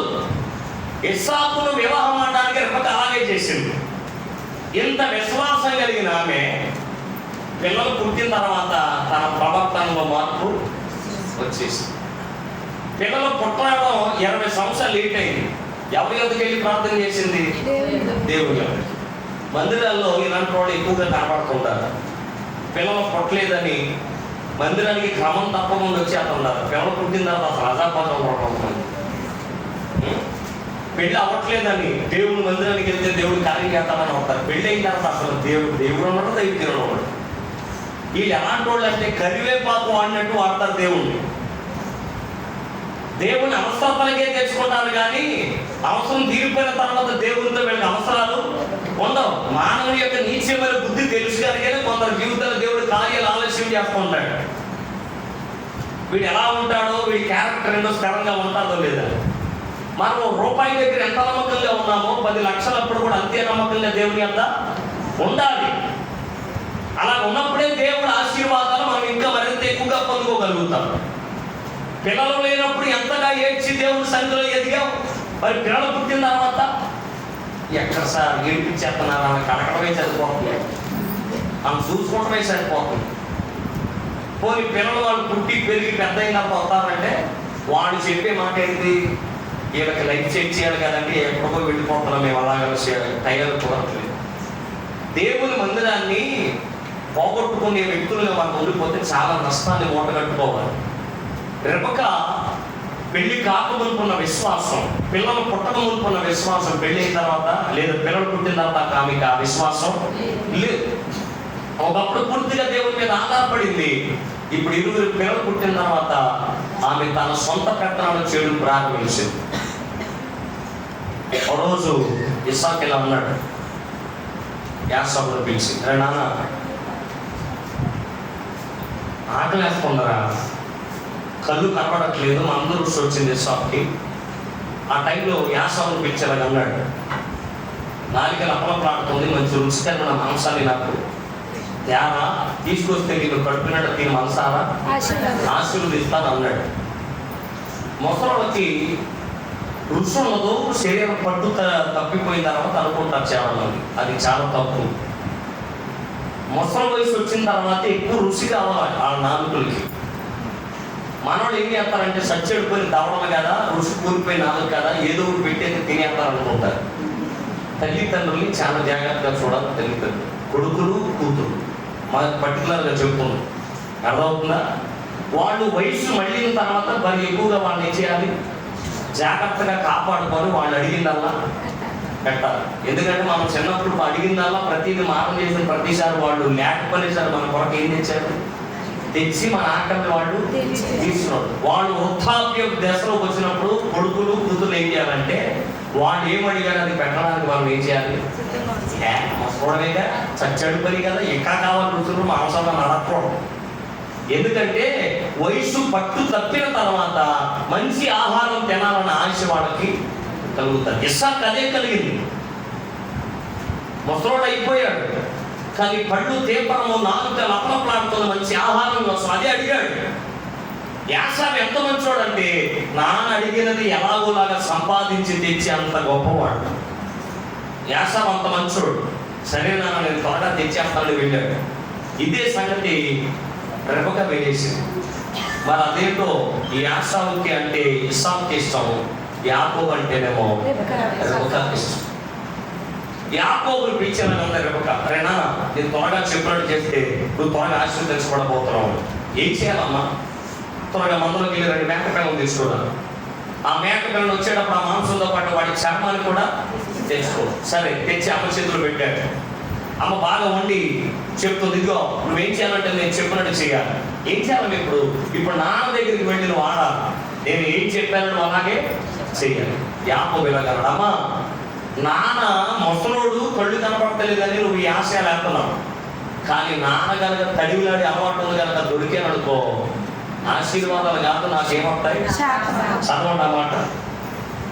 ఒకవేళ నా తండ్రి నన్ను తడువు చూచును అప్పుడు నేను అతని దృష్టికి వంచకుడుగా తోచుని ఎడలా, నా మీదకి శాపమే కానీ ఆశీర్వాదము తెచ్చుకొనని చెప్పాను. అయినను అతను తల్లిలకంది, నా కుమారుడా. అది కాదు, అమ్మగారు ఏమంటుంది ఇప్పుడు, శాపమేమో నాది, ఆశీర్వాదం వస్తేనేమో ఇది. కొడుకుని ఎవరు ట్రైన్ చేసేది ఇప్పుడు తల్లే. సొంత నిర్ణయం చాలా ప్రమాదాలు తెచ్చి పెడతాది. ఎందుకంటే వాక్యం చెప్తుంది, స్వబుద్ధిని ఆధారం చేసుకోకు. నీ సొంత ఆలోచన ప్రకారం నడవగలిగితే మూల్యము చాలా గొప్పగా ఉంటుంది. ఇప్పుడు రెబెక్క ఏమంటుందో తెలుసా, నేను చెప్పినట్టు చేయి. కొడుకు అన్నాడు, అమ్మ దొరికేస్తే శాపం వస్తే నా మీదగా వస్తుందా లేదా నీ మీద కాదు. సరే అమ్మ చెప్పినట్టు చేస్తానమ్మా. సరే, కొడుకును శుభ్రంగా రెడీ చేసింది, చేతిలో ఆహారాన్ని ప్లేటును సిద్ధం చేసి కొడుకు చేతులు పెట్టాలంటుంది. ఎక్కడ నుండి నీ పేరు యాకోబు కాదు, ఏం పేరు లేదు, యాస. మారిపో పూర్తిగా. ఎవరి మాట? యాసావులాగా ఏమైపోవాలి? మారిపోవాలి. నీ పేరు ఎవరు అడిగినా సరే ఏం చెప్పాలి? యాసావు. అవునా? సరే, ఇప్పుడు ఏం చేద్దామంటే మీ నాన్న నిన్ను తడుగుతాడు. మీ అన్నయ్య ఏమో రోమాలు ఉన్నవాడు, నువ్వేమో ఉన్నగా ఉన్నావు కనుక దొరకకుండా ఉండాలంటే మేక చేపని కప్పుకున్నారని చేతుల దగ్గర నేల మీద కప్పికొచ్చాడు. సో సక్సెస్ఫుల్ అవ్వడానికి తల్లి చెబుతున్న మాటలు వింటూ ఉన్నాడు. తర్వాత యాసవ అరణ్యానికి వెళ్ళేటప్పుడు పై వస్త్రం ఉండేది, అది చాలా సువాసన భరితమైనది. ఆ వస్త్రాన్ని ఇప్పుడు యాకోబు కప్పింది ఎవరు? తల్లి. అమ్మ ఏమైతే చెప్పిందో అవన్నీ చేస్తానని ప్రమాణం చేసి అమ్మ నుండి వెళ్ళాడు. నాన్న దగ్గరికి వెళ్ళాడు, నాన్న నువ్వు చెప్పినట్టు నేను ఆహారాన్ని తెచ్చాను. ఇంత త్వరగా దొరికిందా? యెహోవా నాకు అది శీఘ్రంగా దొరికేటట్టు సహాయము చేశాడు. అవునా? సరే, ఇంతే కానీ నీ మాట ఏంటి? యాకోబు లాగా ఉంది ఏంటి? ఇంత నీ పేరేంటి అని అడిగాడు. నా పేరేంటి? అవునా? సరిలా దగ్గరికి వచ్చిన యాకోబు యొక్క శరీరాన్ని తాకడం ప్రారంభించాడు. యాసావు అన్నాడు, స్వర్ణమైన యాకోబులా ఉందని చేతుల దగ్గర అమ్మ చెప్పినట్టు చేస్తున్నాడు. మెడవచ్చాడు నాన్న దగ్గర. ఇదంతా వెతికాడు. అచ్చం యాసావు లాంటి చర్మమే తగులుతుంది ఏసావుకి. సరే, మరింత దగ్గరికి రా ఉన్నాడు. దగ్గరకు వచ్చిన తర్వాత ఏసావు కొడుకు దగ్గరకు వంగొని కొడుకు శరీరం నుండి వస్తున్న వస్త్రం నుండి వాసన చూశాడు. యాసావును కౌగిలించుకున్నప్పుడు తండ్రికి ఏది వాసన వచ్చేది? ఇప్పుడు యాకోబు నుండి అదే వాసన వస్తుంది. యాకోబు తండ్రి నుండి ఆశీర్వాదం పొందుకోవడానికి సక్సెస్ అయ్యాడు. ఏ సంబంధమును పర సంబంధమైన ఆశీర్వాదంతో యాకోబుని ఇస్సాకు ఏం చేశాడు? జీవించాడు. అసలు ఒక్కసారి కూడా దొక్కలేదు. ఏంటంటావు? రెబెక్క ఎంత అబ్జర్వేషన్ చేసిందో భర్త తీసుకునే నెక్స్ట్ స్టెప్ కూడా అర్థం చేసుకుందంటే రెబెక్క మామూలు జ్ఞానం అయింది కదా, జ్ఞానవంతురాలు కదా. భర్త ఏం చేయబోతున్నాడో ఎవరైనా చూసి పసిగడతారు, కానీ రెబెక్క చూడకుండా పసిగట్టినటువంటి మహామేధ. ఏంటో అది విచిత్రం. అందుకే పెట్టాలంటారు కదా, ఆడలు ఆనందం అంటే అమ్మా ఓడగట్టినట్టు ఉంటుందంట. ఎదో మగ కొడక తట్టుకోడు సరిపోతుంది కదా. ఆడవాళ్ళు స్కెచ్ చేశారంటే అది చాలా 100% సక్సెస్ అవుతుంది. దానికి కారణం ఏంటంటే ఈ మధ్యలో సైంటిస్ట్ చెప్పాడు, ఆడవాళ్ళు ఏది చేసినా సరే 90% స్పృహలో ముందు చేస్తారంట. మగవాళ్ళు 10%, 90% గాలి వదిలేస్తారంట. అందుకే దొరికేస్తారు. రెబెక్క భర్త దగ్గర దొరకలే, ఇంచు కూడా దొరకలే. అనుమానం కూడా రానివ్వకుండా 12 మందికి ప్రణాళిక వేసింది. అమ్మ వైపు చేతులు చూపించాడు. నువ్వేం చెప్పావు అది చేశాను, నాకేం దొరికింది? యాకోబు ఇలా వచ్చేసాడు. అదే నా బంగారం, నా మాట్లాడినంత కాలం నీ జీవితంలో డోక ఇలా వచ్చాడు. లేదు యాసావు రొప్పుకొని వచ్చి, డాడీ నువ్వేదైతే అడిగావో ఈ రోజు చాలా రుచికరమైన ఆహారాన్ని నేను నీకోసం తెచ్చాను. ముసలోడు గజగజ వణికిపోతాడు, కర్ర మీద లేచి నిలబడి నుంచున్నాడు. యాసావు అడుగుతున్నాడు, ఏంటన్నా వణుకుతున్నావేంటి? కాదరా, నీ ముందు ఎవడో వచ్చి ఆశీర్వాదాలు పొందేసుకున్నాడు. యాసావు ఎంత మంచోడో అంత క్రూరమైన మనస్తత్వాన్ని కలిగి ఉన్నవాడు. ఎందుకంటే యాసావు చేతులు ఏముంటుంది? ఇప్పుడు దట్టుకుంటాడు. ఆశీర్వాదం లేదంటే ఏ చేస్తాడని మేడ మీద భయపడిపోతున్నాడు. ముసలోడు అయిపోయి యాసావు తెచ్చిన ఆహారం పక్కన పెట్టి చెడుతున్నాడు. నాన్న ఒక ఆశీర్వాదం కూడా లేదా? లేదురా అన్నీ ఆశీర్వదించేశాను. ఏం చాలా అర్థం కాలేదు. వీడు నా జీవితంలో ఉండడం వల్ల నేను చాలా నష్టాన్ని చూస్తున్నాను. నేను ఒకప్పుడు చిక్కుడుకాయల కూర నా తగ్గించి నా జ్యేష్ఠత్వాన్ని వీడు ఏం చేసుకున్నాడు? లాగేసుకున్నాడు. ఇప్పుడు నేను పొందుకోవాల్సిన ఆశీర్వాదాలు కూడా వీడు అర్థదాన్ని వచ్చి పొందేసుకున్నాడు. వీడే కనుక బతుకుంటే నా జీవితం ఎలాగా ఇంకా ఆశీర్వాదకరంగా ఉన్నది. ఏదో ఒక రకంగా ఈరోజు ఏం చేయమండి చనిపోయాడు. కత్తికి పొద్దులు పెట్టాడు యాసావు. తల్లి ఉండగానే కొడుకును తమ్ముని చంపేలా పగ పట్టుకున్నాడు.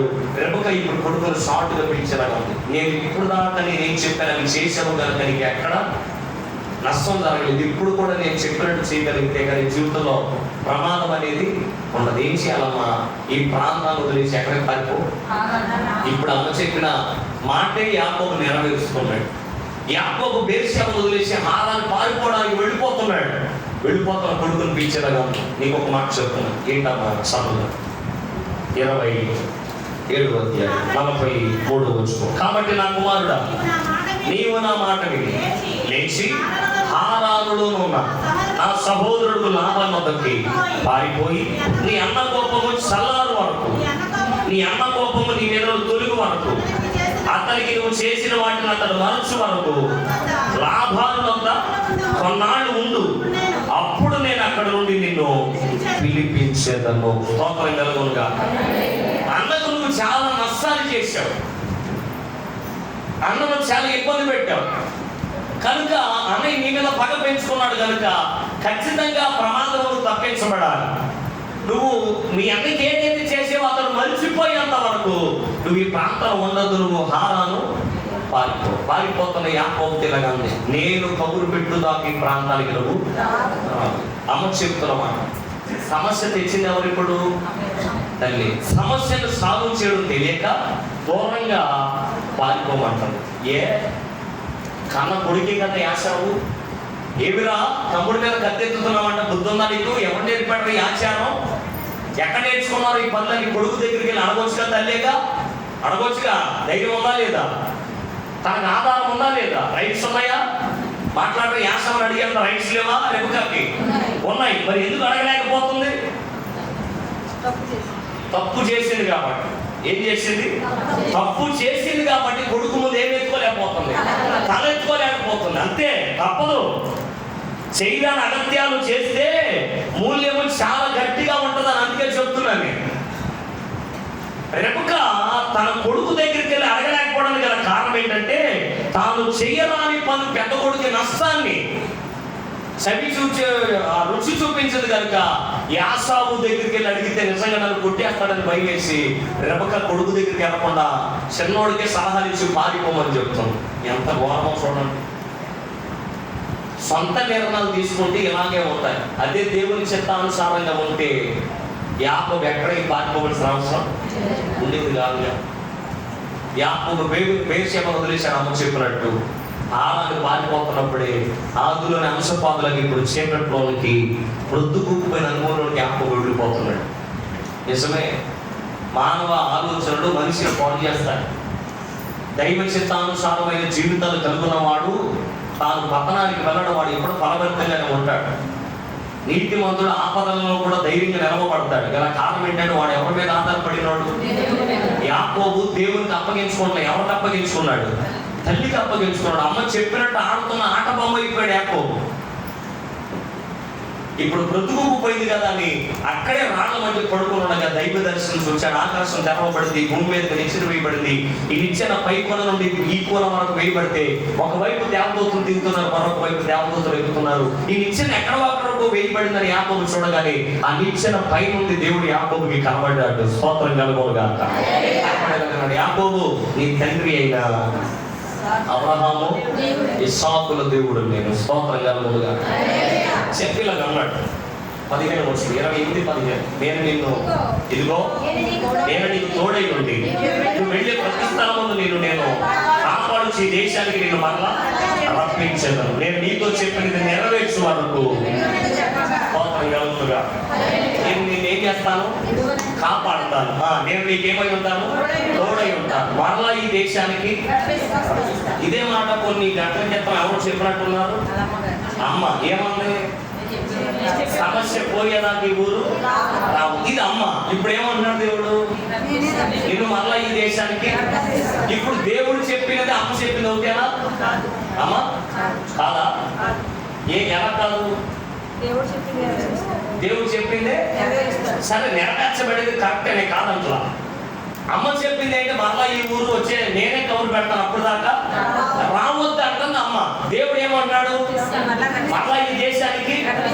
ఇరువురు చెప్పింది ఒకటే, ఎప్పుడుగా నీ ఊరు నువ్వు రావాలి. అమ్మ చెప్పింది అదే, దేవుడు చెప్పింది కూడా. కానీ దేవుడు చెప్పిన దానికి అమ్మ చెప్పిన దానికి వ్యత్యాసం ఉంది. ఏంటిది వ్యత్యాసం? ఏంటంటే అమ్మ ఎప్పుడు కబురు పెడతానంటుందంటే సమస్యలన్నీ పోయాక. దేవుడు ఏ సమస్య చెప్పట్లా. దేవుడు ఎప్పుడు ఏ మానవుతో సమస్య గురించి మాట్లాడు, అది ఎప్పుడు గుర్తుపెట్టుకోవాలి. దేవుడు మన జీవితంలో సమస్యల గురించి ఎప్పుడైనా మాట్లాడు, దాని పరిష్కారాల గురించే మాట్లాడతాడు. కానీ సమస్యను ఎలా విడుదల చేస్తాడు ఎవరికి చెప్పడు. ఎందుకంటే ఎర్ర సముద్రం దగ్గరికి వెళ్ళమంటాడు అంతే. పాయలు చేస్తాడు, ఎండగడతాడు, ఎవరికి తెలియదు. ఆయన ఏమంటాడంటే సముద్రంలోకి ఏం చేయమంటాడు, వెళ్ళిపోమంటాడు. వెళ్ళడం అనేది నీ పనే, ఆ తర్వాత పని అంతా ఏముంది, దేవుడిదే. ఇప్పుడు యెజ్బెలుకు భయపడిపోయి ఏలీయా అన్నాడు, ఇక నేను చేసినంత చాలు, నా పెద్దల కంటే గొప్ప నేనేమి కాదు, ఇక నా జీవితం అంతా అయిపోయింది, ఇక నా ప్రాణాన్ని నువ్వు తీసేసుకో అన్నాడు. దేవుడు ఏమన్నాడు, చచ్చిపోతావా అని అన్నాడా? నేను అయిపోయింది నా పని, ప్రాణం తీసేసుకొని పదవి వృక్షం మీద కూర్చొని ఏం చేస్తున్నాడు, నిద్రపోతున్నాడు. నిద్రపోతాను ఏలి అని దేవుడు ఏం చేశాడు, లేపు అన్నాడు. అదిగో అక్కడ ఏం పెట్టాను నీకు, అప్పను చేప ఒకటి పెట్టాను, తిని ప్రయాణం చేయమన్నాడు. చచ్చిపోతాను అన్నాడు, ఎవడన్నా పోగడతాడా, మాట్లాడరే. చచ్చిపోతాను అయిపోయింది జీవితం అన్నప్పుడు దగ్గరికి దేవుడు వచ్చి పోగు పెట్టి ప్రయాణం ఉంది కొనసాగిస్తున్నామని చెప్పేది దేవుడి యొక్క ఆలోచన. ఎందుకంటే మనము ముగింపు కోరితే ఆయన ముగింపు ఇచ్చేవాడు కాదు. సమస్య గురించి ఆయన ఎప్పుడు మాట్లాడు, పరిష్కారం గురించే మాట్లాడతాడు. ఇప్పుడు దేవుడు కూడా యాకోబు ఏమన్నాడు తెలుసా, సమస్య గురించి మాట్లాడతావా, ఖచ్చితంగా ఈ దేశానికి నిన్ను రప్పిస్తాను. స్తోత్రం కలుగునుగా. రప్పిస్తానంటే అర్థం ఏంటో తెలుసా, సమస్యలన్నీ నేనే తీరుస్తానని అర్థం. అమ్మేమో సమస్యలు పోవాలి, మనం ఎప్పుడు అంతే, సమస్యలన్నీ పోవాలి, అప్పులన్నీ తీరాలి, దేవుడు అప్పుడే నన్ను దీవిస్తాను, ఆశీర్వదిస్తాను. కానీ అప్పుడు ఉండగానే దీవించే జీవితాలు కావాలనుకునే ఎవరు, సమస్యలు సమస్యగా ఉంచి దేవుడు దీవించే పరిష్కారాలు వెతకలేకపోతున్నాము. దేవుడి కార్యాలు ఎప్పుడైనా చదవ బైబిల్ గ్రంథంలో ఎలా కనబడతాయో మీకు ఆశ్చర్యం అనిపిస్తారు. సమస్యను దేవుడి చేతిలోకి వెళ్ళేంత వరకు సమస్యగానే ఉంటారు. వన్స్ దేవుడి దగ్గరికి వెళ్ళామో సమస్య పెద్దగా ఇబ్బందిగా కూడా మనకి అనిపించదు. యాకోబుతో దేవుడు ఆ మాట చెప్పిన తర్వాత వెళ్ళిపోయాడు. ఎక్కడికి, హారాను వెళ్ళిపోయాడు. మొత్తానికి లాభాన్ని కలుసుకున్నాడు. కలుసుకున్న తర్వాత లాభానిలో శాత తీరుతూ ఉన్నాడు, మంచి బట్టలు ఇచ్చాడు, మంచి ఆహారం పెడుతున్నాడు. 6 సంవత్సరాలు మాంగారు చేయించున్నటువంటి ఆ వ్యాపారాల్లో కానీ లేదా గొర్రెలన్నింటిలో ఉచితంగా 6 సంవత్సరాలు గురువు చేశాడు. ఎన్ని సంవత్సరాలు, 6 సంవత్సరాలు. 6 సంవత్సరాలు అయినా కూడా అమ్మ నుండి ఏం రాలేదు, కబురు రాలేదు. 6 సంవత్సరాలు అయినా అమ్మ నుండి కబురు రాలేదని యాకోబు మామగారి దగ్గరికి వెళ్ళి నాకు అన్నాడు, ఏమని, మామ నీ పిల్లంటే నాకు ఇష్టం అన్నాడు.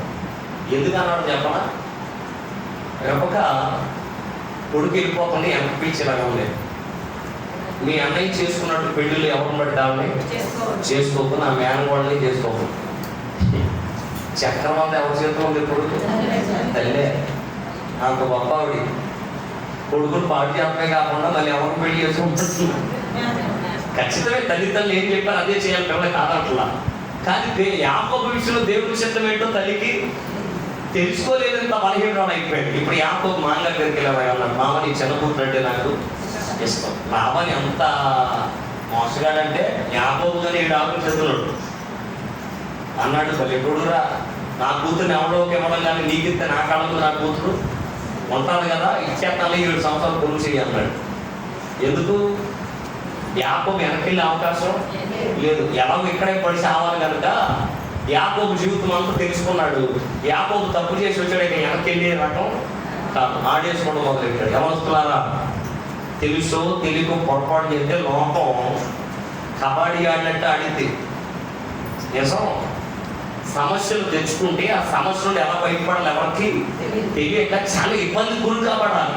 యాకోబు తెలుసో తెలియక పొరపాటు చేశాడు.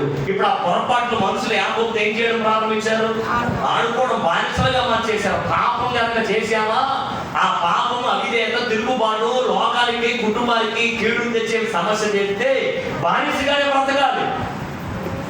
తప్పు చేస్తే తలెత్తుకొని రోడ్లో తిరగలేము.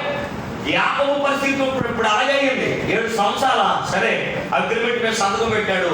7 సంవత్సరాలు గురువు చేసి 7 సంవత్సరాలు అయిపోయిన తర్వాత మాంగళ్యం దగ్గరికి వచ్చారని అన్నాడు, మామ నీ కూతుర్ని పెళ్లి చేసుకుంటాను. 7 సంవత్సరాలు అగ్రిమెంట్ అయిపోయింది కదా, పన్నెండు ఈ రాత్రి పెళ్లి అన్నాడు. పెళ్లి అయిపోయింది, తెల్లారి బేరం నడుచుకొని వచ్చాడు. మళ్ళీ నేను అడిగింది ఎవరిని, నువ్వు ఇచ్చింది ఎవరిని, నేను నీ చిన్న కూతుర్ని అడిగాను, కానీ నువ్వు నాకు ఎవరిని ఇచ్చావు, మోసగాడు అని చెప్పిన విషయం లాభాలు యాకోబు కన్నా బాగా మోసగాడు. లాభాన్ని మరి ఉన్నాడు తాగితే రే పెద్దదాన్ని ఇవ్వకుండా చిన్నదాన్ని ఇస్తే మా ఊళ్ళో పెద్దదాన్ని ఎవరు చేసుకుని అయినా అది జరుగుతుంది. అది విశ్వాసం ఎవరికి తెలియదు అబ్బాయి, అందుకు పెద్దదాన్ని ఇచ్చాను, ఎలాగో చిన్నదానికి ఇష్టం ఉంటున్నా కదా ఇంకో 7 సంవత్సరాలు గురువు చేయాలి. అప్పనంగా వస్తే ఆనందం ఐక్యం కూడా నాకేసే వాటిలో లాభం. ఉచితంగా పని చేస్తాడుగా జీతం ఏమి లేదు కదా. యాకోబును ఆడుకుంటున్నాడు, చాలా ఇబ్బందికి గురి చేస్తున్నాడు లాభాన్ని. సరే 7 సంవత్సరాలకి మరొక అగ్రిమెంట్ మీద సంతకం పెట్టాడు. ఎందుకు? రాహేల్ అంటే అతనికి ఇష్టం కాబట్టి. మొత్తం 2 సంవత్సరాల తల్లి 14గా, మరి ముందు 6 ఎవరికి ఇద్దాం? మొత్తం ఎంత? 80 సంవత్సరాల్లో అమ్మ నుండి ఏమి లేదు. అసలు ఎప్పుడైనా ఇలా ఉంటాడు మౌనంగా చెప్పండి. నా ఫ్రెండ్ ఒక అమ్మాయి ఉంది, భీమవరం, వెళ్తున్నాను చెప్పకూడదు. అమ్మాయి మీద అనుమానం కలిగి ఉన్నాడు. ఇద్దరు మంచి చదువులు చదివినాడు, మంచి జాబ్స్ ఉన్నాయి. భీమవరం ఇద్దరికి కొన్ని మనస్పర్ధాలు వచ్చాయి, ఆడపిల్లలు పుట్టింది, చాలా గొడవలు జరిగాయి. ఆ అమ్మాయి ఎంత చెప్పినా అమ్మ నాన్నతో వెళ్ళేవాడు కాదు. బహుళంగా పట్టుకొని ఉంటాడు, తెప్పుకొని ఉంటాడు, పడి ఉండాలి. కానీ వాడు చాలా టార్చర్ చేయడం ప్రారంభించాడు. ఎంత టార్చర్ అంటే బట్టలకి సిగరెట్తో కలిసేవాడు, చాలా ఘోరం అనిపించాడు. తను హిందూ దేవుని అనుకోలేదు, కానీ విశ్వాసం. చాలాసార్లు చెప్పి బాధపడిన వైపు. కానీ అమ్మాయి ఒకరోజు త్యాగే చెప్పింది, కానీ అమ్మాయి ఆడపిల్ల ఉందని ఎంత చెప్పినా సరే అవసరం లేదు, చాలా నరకాన్ని అనుభవిస్తుంది. ఇది కూడా లవ్ మ్యారేజ్ అయినా సరే చాలా ఇబ్బంది. సరే ఎంతకాలకు తను బయటకు వచ్చేసింది, వేరేగా ఉంటుంది. తను వెళ్ళి ఒక రోజు మాట్లాడాడు, ఇంకెప్పుడు నేను ఇబ్బంది పెట్టను, నేను చాలా బాధ పెట్టాను. మళ్ళీ వచ్చిన తర్వాత అదే కాదు, ఇక నేరుగా పోలీస్ స్టేషన్కి వెళ్ళి కంప్లైంట్ ఇచ్చాను. పోలీసులు మందలించి కౌన్సిలింగ్ ఇవ్వడానికి 3 నెలలు గ్యాప్ ఇచ్చారు. ఈ 3 నెలల గ్యాప్లో వాడు చాలా పక్కపైన చేసుకున్నాడు. అమ్మాయి ఎట్టకేలకు రూపం మార్చేలాగా ఉన్నాడు. నాకు తప్పు అయిపోయింది అని అందరి ముందు కాళ్ళు పడుతాను. అమ్మాయి చాలా నమ్మించేది తీసుకెళ్ళి, ఆ రోజే తీసుకెళ్ళి గంట కూడా అవ్వలేదు, కత్తి గొంతులు తినిపించాడు. చాలా రక్తం గొల్లు అయిపోయి వెళ్ళిన తలుపు తీయకుండా ఏంటి ఇలాగా అవుతుంది, ఫోన్ తప్పలేదని అమ్మాయి తను పరిగెత్తుకుంటుంది. కిటికీలో చూసేసరికి కింద పడి కిలకిలు కొట్టుకోండి, తలుపులన్నీ తన్ని అమ్మాయిని తీసుకెళ్ళి హాస్పిటల్లో పెట్టారు. ఇంకా నేను ఓకర్ కట్టుకోవాలి, ఇదంతా తెగిపోయి చాలా శివర్ అయిపోయింది. పోలీసులు తీసుకెళ్ళి జైలు పెట్టారు, రాజమండ్రి సెంటర్కి. తల్లిదండ్రులు ఏం చేయాలి చెప్పండి? ఏం చేయాలి? తన కొడుకు అలాంటి పని చేసినప్పుడు ఏం చేయాలి తల్లిదండ్రులు? ఎంతైనా తల్లిదండ్రులు ప్రేమ ఉంటారు. వాడు ఎంత సెంటర్డైనా తల్లిదండ్రులకి ఏదో విధంగా కాపాడారు. కాపాడారు ఎలాగో తెలుసా? 60,000 స్పాట్ క్యాష్ పెట్టారు అబ్బాయి. జైలు పెడితే పెట్టారు కానీ అటు బిర్యానీ లేకుండా మొదలెట్టు, రోజు బిర్యానీ అంటారు. వారం అంటే నేను అనేది ఏంటంటే, కొడుకు ఎంత నరహంతకుడైన తల్లిదండ్రులకు ఏముంటుంది? ప్రేమ ఉంటుంది ఖచ్చితం. వాడు ఎంత నరహంతకుడైనా ఎన్ని మానవాళాలు చేసినోడు అయినా సరే, కానీ రెప్పకాయలు ప్రేమ ఉందంటారా? కొడుకంటే అంత వల్లమైన ప్రేమ కలిగి తహతహలాడిపోయింది. మరి 20 సంవత్సరాలు అయిపోయింది కొడుకు వెళ్ళి ఎలా ఉన్నాడో తల్లికి ఎంత అన్నం ఉండాలి కదా. మరి ఉందా? కొడుకు ఉన్నాడో లేదో తెలియదు, వాడు కలుసుకున్నాడో లేదో తెలియదు, వాడి జీవితం ఎలా ఉందో తెలియదు. ఫోన్ కబురు పెడతానన్న ఆమె కబురు కూడా లేకుండా 20 ఏళ్ళు కొడుకుని అలాగే ఉంచేసింది. అమ్మ చెప్పినట్టు వెళ్ళిపోయాడు యాకోబు. అందుకే నేను చెప్తున్నాను, వాక్యం కూడా చెప్తుంది, నువ్వు మనుషులను నమ్ముకున్నట్టు కంటే, రాజును ఆశ్రయించుడు కంటే, నువ్వు మనుషుల మీద ఆధారపడితే జీవితం ఇలాగే ఉంటుంది. ఎవరు వస్తున్నారు? ఆడపిల్లలు పెట్టున్నారా? ఓ మనిషిని కాదు నువ్వు నమ్మాల్సింది. మనిషి మీద ఆధారపడితే జీవితం ఎలాంటి స్థితిగతులోనికి వెళ్ళిపోతుంది. యాకోబు జీవితం అలాగే అయిపోయింది. 20 ఏళ్ళైన అమ్మ నుండి ఎటువంటి ప్రతిస్పందన లేదు. కొన్ని నెలల క్రితం తెల్లవారుజాము, ఇంకా తెల్లవారలేదు అనుకోండి, బహుశా ఒక అమ్మ ఏడుస్తూ ఫోన్ చేస్తున్నారు. అన్న మీతో నేను అర్జెంట్గా మాట్లాడా. చెప్పమ్మా, ఏడుస్తూ ఉంది చాలా ఘోరంగా. ఏమైనా అసలు విషయం ఏంటి అన్న? ఇంటర్మీడియట్లో ఉన్న క్లాస్మేట్ నేను ప్రేమించాను. ఓకే, ఏమైంది? అబ్బాయిని పెళ్లి చేసుకుందాం అనుకున్నాను, కానీ మా అమ్మ నాన్న ఇలాగన్నారు, అబ్బాయి నీకు కావాల్సి వస్తే అసలు ఏమేమో నీకు నాకు సంబంధం లేదు, చచ్చిపోయిన దాంతో సమానం అంటే భయపడి అబ్బాయితో నచ్చ చెప్పుకొని మా అమ్మ నాకు చూపించిన సంబంధాన్ని పెళ్లి చేసుకున్నాను. పెళ్లి 4 నెలల నుండి అబ్బాయి చాలా ఇబ్బంది పెడుతున్నాడు. ఎలా తెలుసుకున్నాడు? నా ఫోన్ నెంబర్ తెలుసుకున్నాడు నా క్లాస్మేట్, నాతో మాట్లాడటం మొదలు పెట్టాడు. చివరికి సంవత్సరం తర్వాత తన ఓపెన్ ఇలాగన్నాడు, నువ్వంటే ఇంకా నాకు ప్రేమ చావలేదు, నువ్వంటే ఇంకా ఇష్టంగా ఉంది. మీ ఆయన ఎలా ఇబ్బంది పెడుతున్నాడు కదా, ఆలోచించి ఒకసారి వచ్చేస్తే నేను బాగా చూసుకుంటానని చెప్పడం ప్రారంభించాడన్న. సంవత్సరం తర్వాత ఆలోచించడం ప్రారంభించాడు. సో కొన్ని నెలల టైం అడిగాడు. 6 నెలల తర్వాత మళ్ళా తనకి ఫోన్ చేసి ఇబ్బంది పెడుతున్నాడు. సరే వచ్చేస్తానన్నా. సరే మా అమ్మ నాన్నతో చెప్పారు, వాడు అంగీకరించలేదు. సరే మా అమ్మ నాన్న ఇంకా సంగతి ఏముంది, వీడు నన్ను బాగా చూసుకుంటాను అంటున్నాడు కదా, పెళ్ళైన ఆడపిల్లలు ఇంకా బాగా చూసుకుంటానంటే ఇంకేంటని మా ఆయనకి చెప్పా పెట్టకుండా ఇంట్లో నుండి పారిపోయి వచ్చేసాడు. ఇప్పుడు ఇలా వచ్చిన తర్వాత ఫోన్ చేస్తే ఫోన్ ఏమో స్విచ్ ఆఫ్ అన్న. ఇటు వెళ్ళిపోయాడు తెలియదు. ఇప్పుడు నేను తిరిగి మా ఆయన దగ్గరికి వెళ్తే ఎక్కడికి వెళ్ళామని అడుగుతాడు. ఏం సమాధానం చెప్పాలో తెలియదు. మా అమ్మ నాకు ఏం సమాధానం చెప్పాలో తెలియదు. 3 రోజుల నుంచి తిరుగుతూనే ఉన్నానన్న. ఎక్కడ ఆడు జాడ నాకు తెలియట్లేదు. చచ్చిపోవాలనిపిస్తుంది. ఏం చేయాలి చెప్పండి ఒకసారి. ఎలాగా నిర్ణయాలు తీసుకుంటున్నారంటే ఇప్పుడున్న తరం అంత ఘోరమైన ఆలోచనలకు వెళ్ళిపోతుంది. మనుషులు కాదు నమ్మాల్సింది దేవుడు. యాకోబు అమ్మ మాట చెప్పినట్టు నమ్మి 20 ఏళ్ళు అక్కడే బతికాడు. కానీ అమ్మ నుండి ఎటువంటి ప్రతిస్పందన లేదు. ఆస్తులన్నీ ఎక్కడున్నాయి యాకోబుకి? బెర్షెబలో ఉన్నాయి. వాగ్దానాలన్నీ ఎక్కడున్నాయి? కానీ ఏమి లేని హారాలను వచ్చి ఏం ఆస్తులు కనుక్కుంటాడు. 20 సంవత్సరాల్లో 2 భార్యలు, 2 ఉపపత్తులు, 13 మంది పిల్లలు, లెక్కలేనంత సంపదను కలిగి ఉన్నాడు. 20 ఏళ్ళ తర్వాత దేవుడు ఎలా ఉన్నాడు? 31, 13 అది కాదు.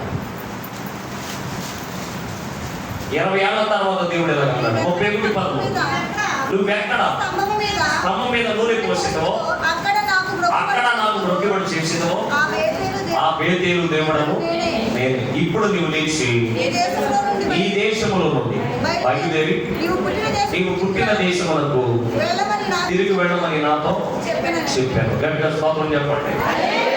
అమ్మ నుండి కబురు లేదు కానీ ఎవరి నుండి కబురు వచ్చింది? అందుకే దేవుడు ఇప్పుడు మనం విడిచిపెట్టేవాడు. ఎవరు వదిలేసిన దేవుడు మాత్రం, ఎవరు పట్టించుకోకపోయినా దేవుడు మాత్రం పట్టించుకోడు. ఆయన వదిలిపెట్టే రకం కాదు. ఆయన చాలా నమ్మదగినవాడు. కనుక యాకోబు విషయం అమ్మ మర్చిపోయిందేమో కానీ దేవుడు మాత్రం ఆయన చెప్పగానే చెప్పాడు వెళ్ళేటప్పుడు, నేను నిన్ను విడువను, ఎప్పుడాక నేను చెప్పినవి నెరవేర్చు అన్నాడు. మనకి వండర్ఫుల్ గాడు కదా, చాలా అద్భుతమైన దేవుడు ఉంది. ఆయనలో మధుమరుపు అనేది, ఆనమరుపు అనేది నా దేవుడిలో లేదు. కాలం ఎంతైనా సరే ఆయన ఎప్పుడు జ్ఞాపక శక్తి కలిగిన అనంత జ్ఞాని. ఆయన యాకోబు తిరగన్నాడు, నువ్వు ఎక్కడ స్తంభం పోసే, నేను నూనె పోసేవ స్తంభం మీద. గత రాత్రి 20 ఏళ్ల కిందట రాళ్ళ మధ్య పడుకున్నాడే, దర్శనం వచ్చింది, దేవుడు చెప్పాడే, ఆ రాయి తీసుకొని నిలంలో పెట్టి దాని మీద ఏం పోసాడు? నూనె పోసి ఏమని పేరు పెట్టాడు? బేతేలు పేరు పెట్టాడు. బేతేలు పేరు పెట్టి వెళ్ళిపోయి 20 ఏళ్ళు అయింది. 20 ఏళ్ల తర్వాత యాకోబు దగ్గరికి వచ్చాడు అంటాడు, నువ్వు ఎక్కడ స్తంభం మీద నూనె పోసావు? ఆ చీకట్లో ఎవరు చూడలేదు కానీ ఎవరు చూశారు? ఎక్కడ నూనె పోసావో అక్కడ నువ్వు బేతేలు పేరు పెట్టావు చూసావు, ఆ బేతేలు దేవుడను. ఇప్పుడు ఈ దేశాన్ని వదిలేసి సమస్తాన్ని తీసుకొని బేర్షెబ బయలుదేరమన్నాడు. స్తోత్రం కలుగుగా. సరే దేవుడు చెప్పాడు కదా అని సమస్తాన్ని తీసుకొని తన ఆస్తులను తీసుకొని బయలుదేరి వస్తున్నాడు. కొద్ది దూరం వచ్చేసరికి లాభానికి ఎవరో చెప్పాడు, నీ కూతుర్ని నీ మనవాడిని నీకు చెప్పబెట్టకుండా తీసుకెళ్ళిపోతున్నాడు. మొత్తం అంతా వేసుకొని వచ్చేసాడు లాభం. రైట్ దిక్కులేరుగా వస్తే షెల్టర్ బట్టలు ఇచ్చి పెళ్లి చేసి పిల్లకనిలాగా అన్ని ఏర్పాటు చేస్తే చెప్పబెట్టకుండా నా కూతుర్ని శివసూపు చూసుకోలేకుండా నువ్వు తీసుకెళ్ళిపోతావా? నేను నిజంగా నమ్మడం నాదే గుర్తు పాపడ్డాను. మొక్కలు వేసాడు ఎవరి మీద? యాకోబు కూడా తక్కువడే కాదు కదా. ఇప్పుడు చేప తీసావు కాదనట్లేదు. ఇప్పుడు ఏమైంది? నా పిల్లలు, నా భార్యలు నాకు ఇష్టం. పెళ్ళి అవ్వకముందు నీకు పెట్టడం, పెళ్ళి అయిన తర్వాత నాకు పెట్టడం. నువ్వు ఆడినట్టు ఆడతాకెళ్ళలేదు. నా దేవుడు నన్ను ఏం చేయమన్నాడు? వచ్చామని నేను వెళ్ళిపోతున్నాను. అవునా? మరి ఇక్కడ రావు కదా. లాభానికి ఎంత తిరుగుతున్నాడు చూడండి. లాభాన్ని అంటాడు ఇంకెప్పుడు రావు కదంటే అర్థం ఏంటి? చేసిన ఎంత పని ఉంది కదా అబ్బాయి, అది రివర్స్ అయింది అనుకో కేసు, మళ్ళీ ఎక్కడికి రావాలి? నువ్వు ఎక్కడికి రావాలి అని అడుగుతున్నాడు. యాకోబు దారిలో దేవుడు ఎలా మోస్తున్నాడు చూడు. 20 ఏళ్ల తర్వాత యాకోబు ఇలా అన్నాడు, చచ్చినా సరే నేను మొహం నేను ఇంకెప్పుడు. అరే కబుర్లు చెప్తుంది కదా, నువ్వేం చేయాలో తెలుసా? నాకు సాక్ష్యం కావాలి. అక్కడ ఉన్న రాళ్ళని పెద్ద గొప్పగా పేర్చి ఆ గొప్పకి ఏమని పేరు పెట్టాడు? మనస్సాక్షి గొప్ప అని పేరు పెట్టేలాగా అన్నాడు. ఈ గొప్ప దాటి నేను నీ దగ్గరికి నువ్వు కూడా ఈ గొప్ప దాటి ఎక్కడికి ఇప్పుడు వెనకడానికి యాకోబుకి లేదు, తన తలుపు తానే మూసేసుకున్నాడు. ఇప్పుడు అక్కడి నుంచి బయలుదేరాడు, లాభాన్ని వెనకెళ్ళిపోయాడు. మధ్యలో సాగు కబురు చల్లగా ఏర్పడింది. ఎవరికి? యాకోబుకి. ఏమని? మీ అన్నయ్య 400 మందిని ఎంట పెట్టుకొని వస్తున్నాడు. ఎవరు చంపడానికి? సమస్య పెద్దదైనా చిన్నదైందా? అమ్మా తమ్ముడా, ఇదేమూరిది అమ్మా? ఏదో అంటున్నారు ఉప్పాల. ఇప్పుడు ఈ రాత్రి ఒక మండలం చేసి హైదరాబాద్ పారిపోతే కేసు కొట్టేద్దంటారు గవర్నమెంట్ సార్. పురుషులు చెప్పాలి. ఇప్పుడు ఇక్కడ ఏమన్నా చెప్పేసి రాత్రి హైదరాబాద్ పారిపోతే కేసు కొట్టేద్దా? కేసు పారిపోతే ఎక్కువ వద్దా, సరెండర్ అవుతుంది తక్కువ వద్దా? ఇప్పుడు యాకోబు సరెండర్ అయ్యాడా పారిపోయాడా? మరి పారిపోయినకి కేసు ఎక్కువ అవుతుందిగా. యాకోబు సరెండర్ అయితే దేవుడి దగ్గర బాగుండేది, కానీ సరెండర్ అవ్వాల, పారిపోయాడు. పారిపోయి సమస్యను పెద్దగా చేసుకున్నాడు. 20 ఏళ్ల క్రిందటే అన్నగారి దగ్గర సమాధానం పడిపోతే 2 దెబ్బలేసి వదిలేసేవాడు. కానీ పారిపోయాడు కాబట్టి ఇప్పుడు ఎంతమందిని చెప్పాలి? దానికితే 4 బొగులు అవుతాడు. సమస్య చిన్నదవలా పెద్దదై. అందుకే నేను మరలా చెప్తాను, ఎవరో చూడటం. ఎప్పుడైనా ఓ పొరపాటు చేసినప్పుడు అతిక్రమాలు దాచిపెట్టుకోకుండా దాన్ని ఏం చేయాలి? ఒప్పుకుంటే దేవుడు ఏం చేస్తాడు? కనికరిస్తాడు. ఆయన కటాక్షం దొరుకుతారు. అంతేగాని ఒప్పుకోకుండా పారిపోయేమనుకో సమస్య రూపం మార్చుకొని రకరకాలుగా పెద్దదవుద్ది. అప్పుడు ఆ సమస్య పెద్దదైందంటే దానికి ముగింపు ఉండదు. యాకోబు ఇప్పుడు యాసావు చేతికి దొరికేశాడు. యాకోబు ఇలా అనుకున్నాడు, మా అన్నయ్య 400 మంది ఎంత పెట్టుకొని వస్తున్నాడు, నాకు చంపేస్తాడేమో. యాకోబు భయం వేసి ఇలా అనుకున్నాడు, 20 ఏళ్ల క్రిందట నన్ను మాత్రమే మా అన్నయ్య చూశాడు. నా ముఖమే తెలుసు, నా భార్య ముఖం అందరికి, నా కొడుకులు కూతురు ముఖం తెలియదు. కనుక వాళ్ళని నాకంటే ముందు పంపించేద్దాం అని తన కుటుంబానంతా ముందు పంపించేసి ఎప్పో గురువు దగ్గర యాకోబు ఒక్కడే అయిపోయి ఎవరి పాత్రమే పడ్డాడు. మానవుడు చివరికి ఎవరి దగ్గరికి రావాలి? ఖచ్చితంగా పరిష్కారం ఆయన దగ్గరే ఉంటుంది. ఆయన దగ్గర పడకపోతే జీవితాలు ఆశీర్వాదాలు ఉండవు. యాకోబు ఇప్పుడు కుటుంబాన్ని ముందు పంపించి దేవుడు పాదాల మీద పడి ఏడుస్తున్నాడు, ప్రభా నువ్వు నన్ను ఆశీర్వదించాలి, నా పరిస్థితులు ఏం చేయాలి? మార్చాలి. ఆ రాత్రి ఎప్పుడు మోకరించాడో తెలియదు, కానీ చాలాసేపు ప్రార్థన చేశాడు. తెలమారిపోతుంది. దేవుడు పాదాల మీద పడి ఏడ్చి ఏడ్చి ఏడ్చి ఏడ్చి దేవుడిని అప్పగించుకోలేదు. అన్నాడు, ప్రభా నన్ను కనికరించయ్యా, మా అన్నయ్య నన్ను చంపడానికి వస్తున్నాడు. తెలమారిపోతున్నాడు. దేవుడు అప్పుడు స్వరం చెప్పేలాగా అన్నాడు, యాకోబు నువ్వు నన్ను వదిలేస్తే నేను వాళ్ళకి మెల్లిగా వెళ్ళిపోతాను. యాకోబు ఆడేమో 400 మందిని ఎక్క పెట్టుకొని వస్తున్నాడు, నువ్వేమో వదిలేసి వెళ్ళిపోతాను. ఇది ఎంతవరకు బాగా చనిపోతానయ్యా, దయచేసి నన్ను వాళ్ళ చేతిలోని కాపాడు. యాకోబు ఏడ్చి ఏడ్చి దేవుడు పాదాలు పట్టుకున్నాడు. ఎంత శాపడికి దేవుడు ఆశీర్వాదం గురించి కానీ అన్నయ్య యాషాబు గురించి కానీ ఏం మాట్లాడకుండా యాకోబు అలాగే ఉన్నాడు. కనీసం ప్రభా నువ్వు ఈ ప్రాంతానికి రమ్మన్నావు, మరి తీసుకొచ్చినాడు, నువ్వు నన్ను శ్రమకు అప్పగించవద్దు, ఇక మరణానికి నన్ను అప్పగించవద్దని ప్రార్థన చేయాలా? ప్రార్థన చేయకుండా ఏం కావాలని అడుగుతున్నాడు? ఆశీర్వాదాలు. స్తోత్రం కలుగుతుందా? యాకోబు జీవితం అంతా ఆశీర్వాదమే. ఏది చూసినా లాక్కోవటమే, పొందుకోవటమే. అందుకు ఆశీర్వాదాలే కావాలి, కానీ తాను ఏం చేశాడు అది మాత్రం ఒప్పుకోవట్లా. ఈ రోజుల్లో కూడా దేవుని మందిరానికి వచ్చి అందరూ ఏమడుగుతారు? నన్ను ఆశీర్వదించే నా స్థితిగతులన్నీ. వీడు మాత్రం మారడం, వీడు బతుకంతా మారిపోవాలి. నువ్వు అడిగిన వల్ల దేవుడు నెరవేర్చేయాలా, కానీ నువ్వు మాత్రం దేవుడికి నచ్చినట్లు ఉండవు. అది ఎలా సాధ్యం? అది ఎలా సాధ్యం అవుతుంది ఒకసారి చెప్పు. ఇప్పుడు ఓటేయకుండా పింఛన్లు లాక్కుంటే అది ఘోరమేనా? చెప్పండి, పాపమే కదా? పాపమే కదా? ఆడే వ్యతిరేకించి అడిచే ప్రతి పథకాన్ని పొందుకుంటే అది నేరం అవుతుందిగా. నువ్వు అక్కడికి పని చేయకుండా ఒకరికి ఆశీర్వాదకరంగా లేకుండా దేవుడు ఎలా ఎన్ని దీవులు ఇవ్వగలుగుతాడు? ఇప్పుడు యాకోబు దేవుడికి నచ్చనట్టు బతుకుతున్నవాడు దేవుడు ఆశీర్వదించబడి ఎలా దీవిస్తాడు? వదలన్నటువంటి యాకోబుని సాచి కొట్టాడు. తడుగుంటున్నాడు, ఏమైపోయింది? వసిలిపోయి ఏం చేయాలి అర్థం కావట్లా. చాలా పోటు వస్తుంది, చాలా నొప్పి వస్తుంది. దేవుని చేత దెబ్బతిన్నవాడు ప్రపంచంలో ఒకే ఒక్కడు, యాకోబు. మరి ఎంత గట్టి పెండమో కానీ కొట్టినా కూడా బతికాడంటే అది మామూలు విషయం కాదు. దేవుడి చేతులు దెబ్బ కన్నవాడు బైబిల్ ఎవరు కనపడ్డాను ఒక యాకోబు తప్ప. తొడగుంటున్నారు, ఉసిరిపోయింది, మూట వస్తుంది. ఆ బాధను బట్టి ప్రాంతం ముగిస్తాడేమనుకున్నాడు దేవుడు, కానీ యాకోబు మాత్రం పట్టు వదలనా. దేవుడు పాదాలు పట్టుకునేలా, నువ్వు నన్ను కొట్టినా చంపినా నువ్వు నన్ను మాత్రం ఆశీర్వదించే. యవనస్తులు చాలా జాగ్రత్తగా చివరి మాటలు వినండి. యాకోబుతో దేవుడు ఇలా అన్నాడు, యాకోబు నీ అన్నయ్య చంపేస్తాడని భయం వేసి ఏడుస్తున్నావు. అసలు నీకు భయాన్ని బట్టి ఏడుస్తున్నావు, కానీ నీ జీవితాన్ని చూసి నాకు ఏడుపు వస్తున్నావు. ఎందుకో తెలుసా, ఈ రాత్రి నువ్వు నన్ను ఆశీర్వదించమని అడుగుతున్నావు, కానీ నేను ఎప్పుడు ఆశీర్వదించానో తెలుసా?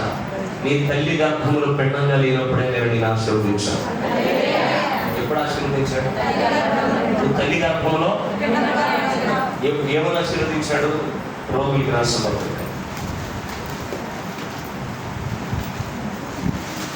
9వ అధ్యాయం 10వ వచనం. రెబెకా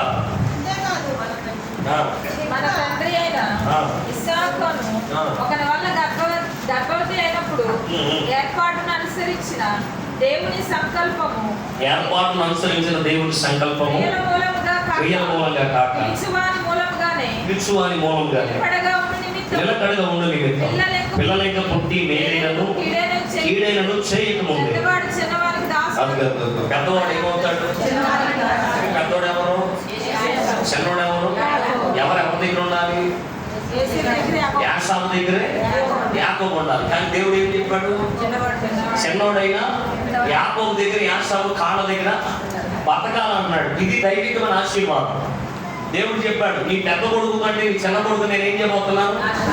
ఇప్పుడు దేవుడు ఎప్పుడు ఆశీర్వదించాడు అన్నమాట? తల్లి గర్భంలో పెండగా మనం అందరం కూడా దేవుడు అప్పుడే ఆశీర్వదించాడు. తల్లి గర్భంలో పెండగా లేనప్పుడే దేవుడు మనం రూపకల్పన చేసుకున్నాడు.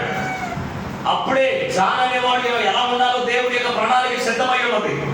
అందుకు ఆధారం కూడా వాక్యమే చెప్తుంది. ఎఫెసీయులకు రాసిన పత్రికలో జగత్ పునాది పడక మునిపే అని వాక్యం చెబుతుంది.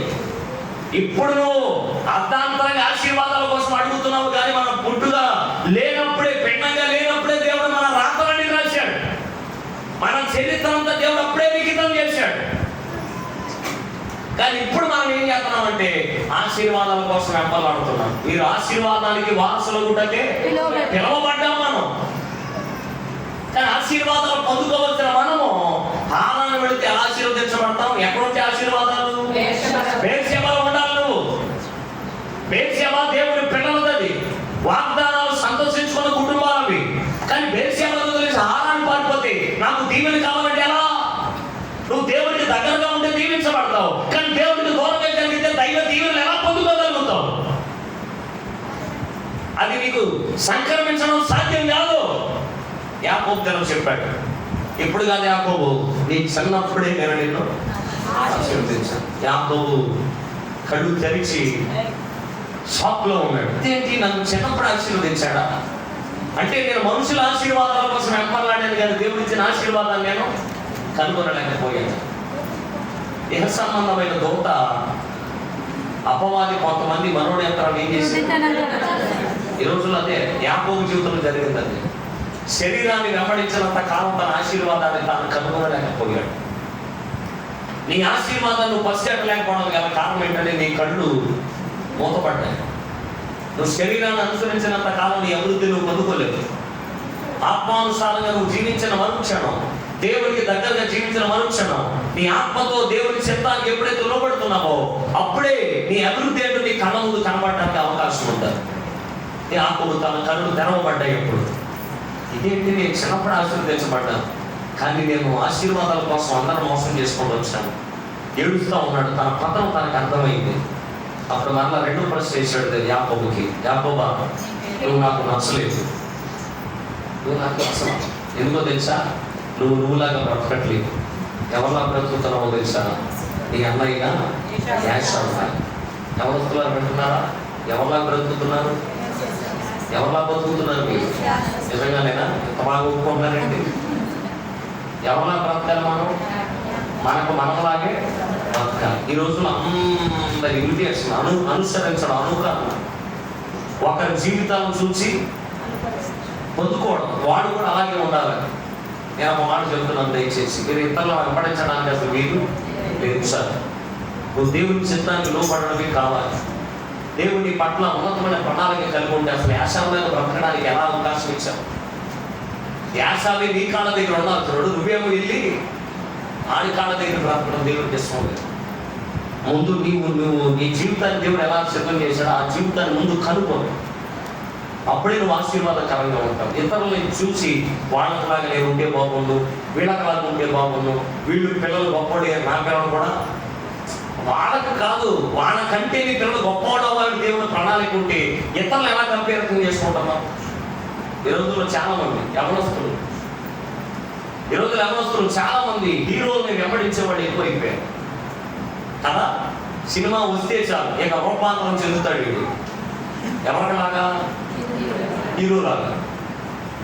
ప్యాంట్ ఏమో మోపంతా ఎత్తుకొని, షర్ట్ ఏమో శాంతి దాకా బట్టలు తీసేసి, ఇక కట్టింగ్ కూడా ఒకవైపు ఏముంది, ఒకవైపు ఉండదు పూర్తిగా. వీడు ఎలా ఉంటాడంటే పూర్తిగా రూపాంతరం చెందుతాడు ఆడిలాగా చెంది ఫోటోషాప్కి వెళ్ళి అక్కడ ఫోటో దిగి ఆ చరణి బ్యాండ్ పట్టడం, లేకపోతే అల్లు దగ్గర ఆడే స్టైల్లో ఉన్నాడు, వీడు కూడా అదే స్టైల్లో నిలబడతాడు.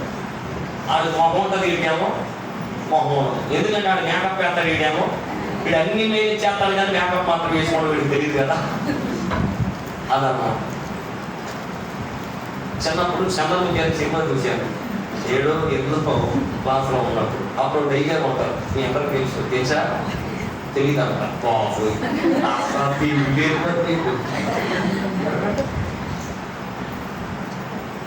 గంగా పడిన నీ భార్య చంద్రముఖిలాగా మారిపోయి వైరుకోవడం అంటాడు చూడు. ఇప్పుడు ఎదిగినట్టు ఉంది చాలా మంది.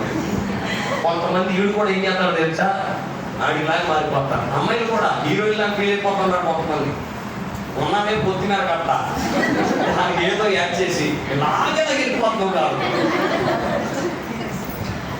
ఆగిపిల్లో ఫంక్షన్ హాల్లో నేను కీబోర్డ్ ప్లేయర్గా ఉన్నప్పుడు కీబోర్డ్ ప్లేయర్ దగ్గరికి వెళ్ళేవాడిని.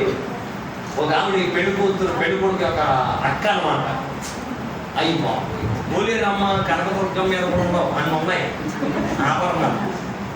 ఎక్కడ స్పేస్ లేదు, అంతా బిగాయించేసింది. మళ్ళీ అసలు జుట్టు సూపమే జరిపోయింది అన్నకి. ఆడవాళ్ళు కూడా కళ్ళు అప్పుకొని చూస్తున్నారు. ఎందుకది ఏంటి అనుకున్నారు? ఎలా తెలిసిందో చెప్పరా? పెళ్ళికొడుకు దగ్గర అక్షంతరాలు వేసి మొత్తం వచ్చి వాడు పేరెట్టారు అక్కడ. అది వెళ్ళిపోయింది అందులోకి, పుట్టులో ఊడిపోయింది మొత్తం. అసలు ఏమీ లేదు ఆ జుట్టు. దాన్ని కవర్ చేయడానికి ఎంత అందరూ కదా, అబ్బా నాకంత మోసపోయారు.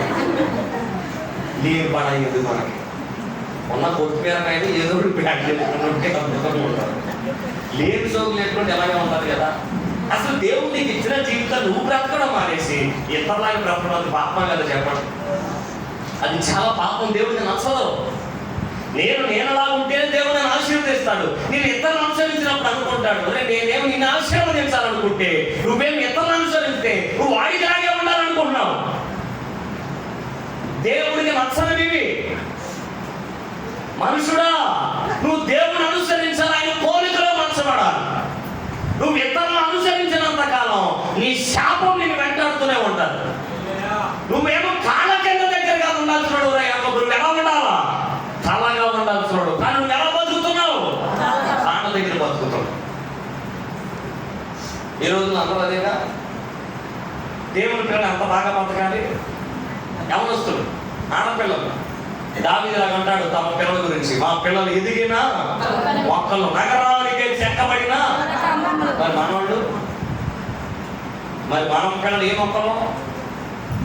మన ఆడపిల్లలు ఎలా ఉన్నారు? నగరానికి చెక్కబడుతున్నారా?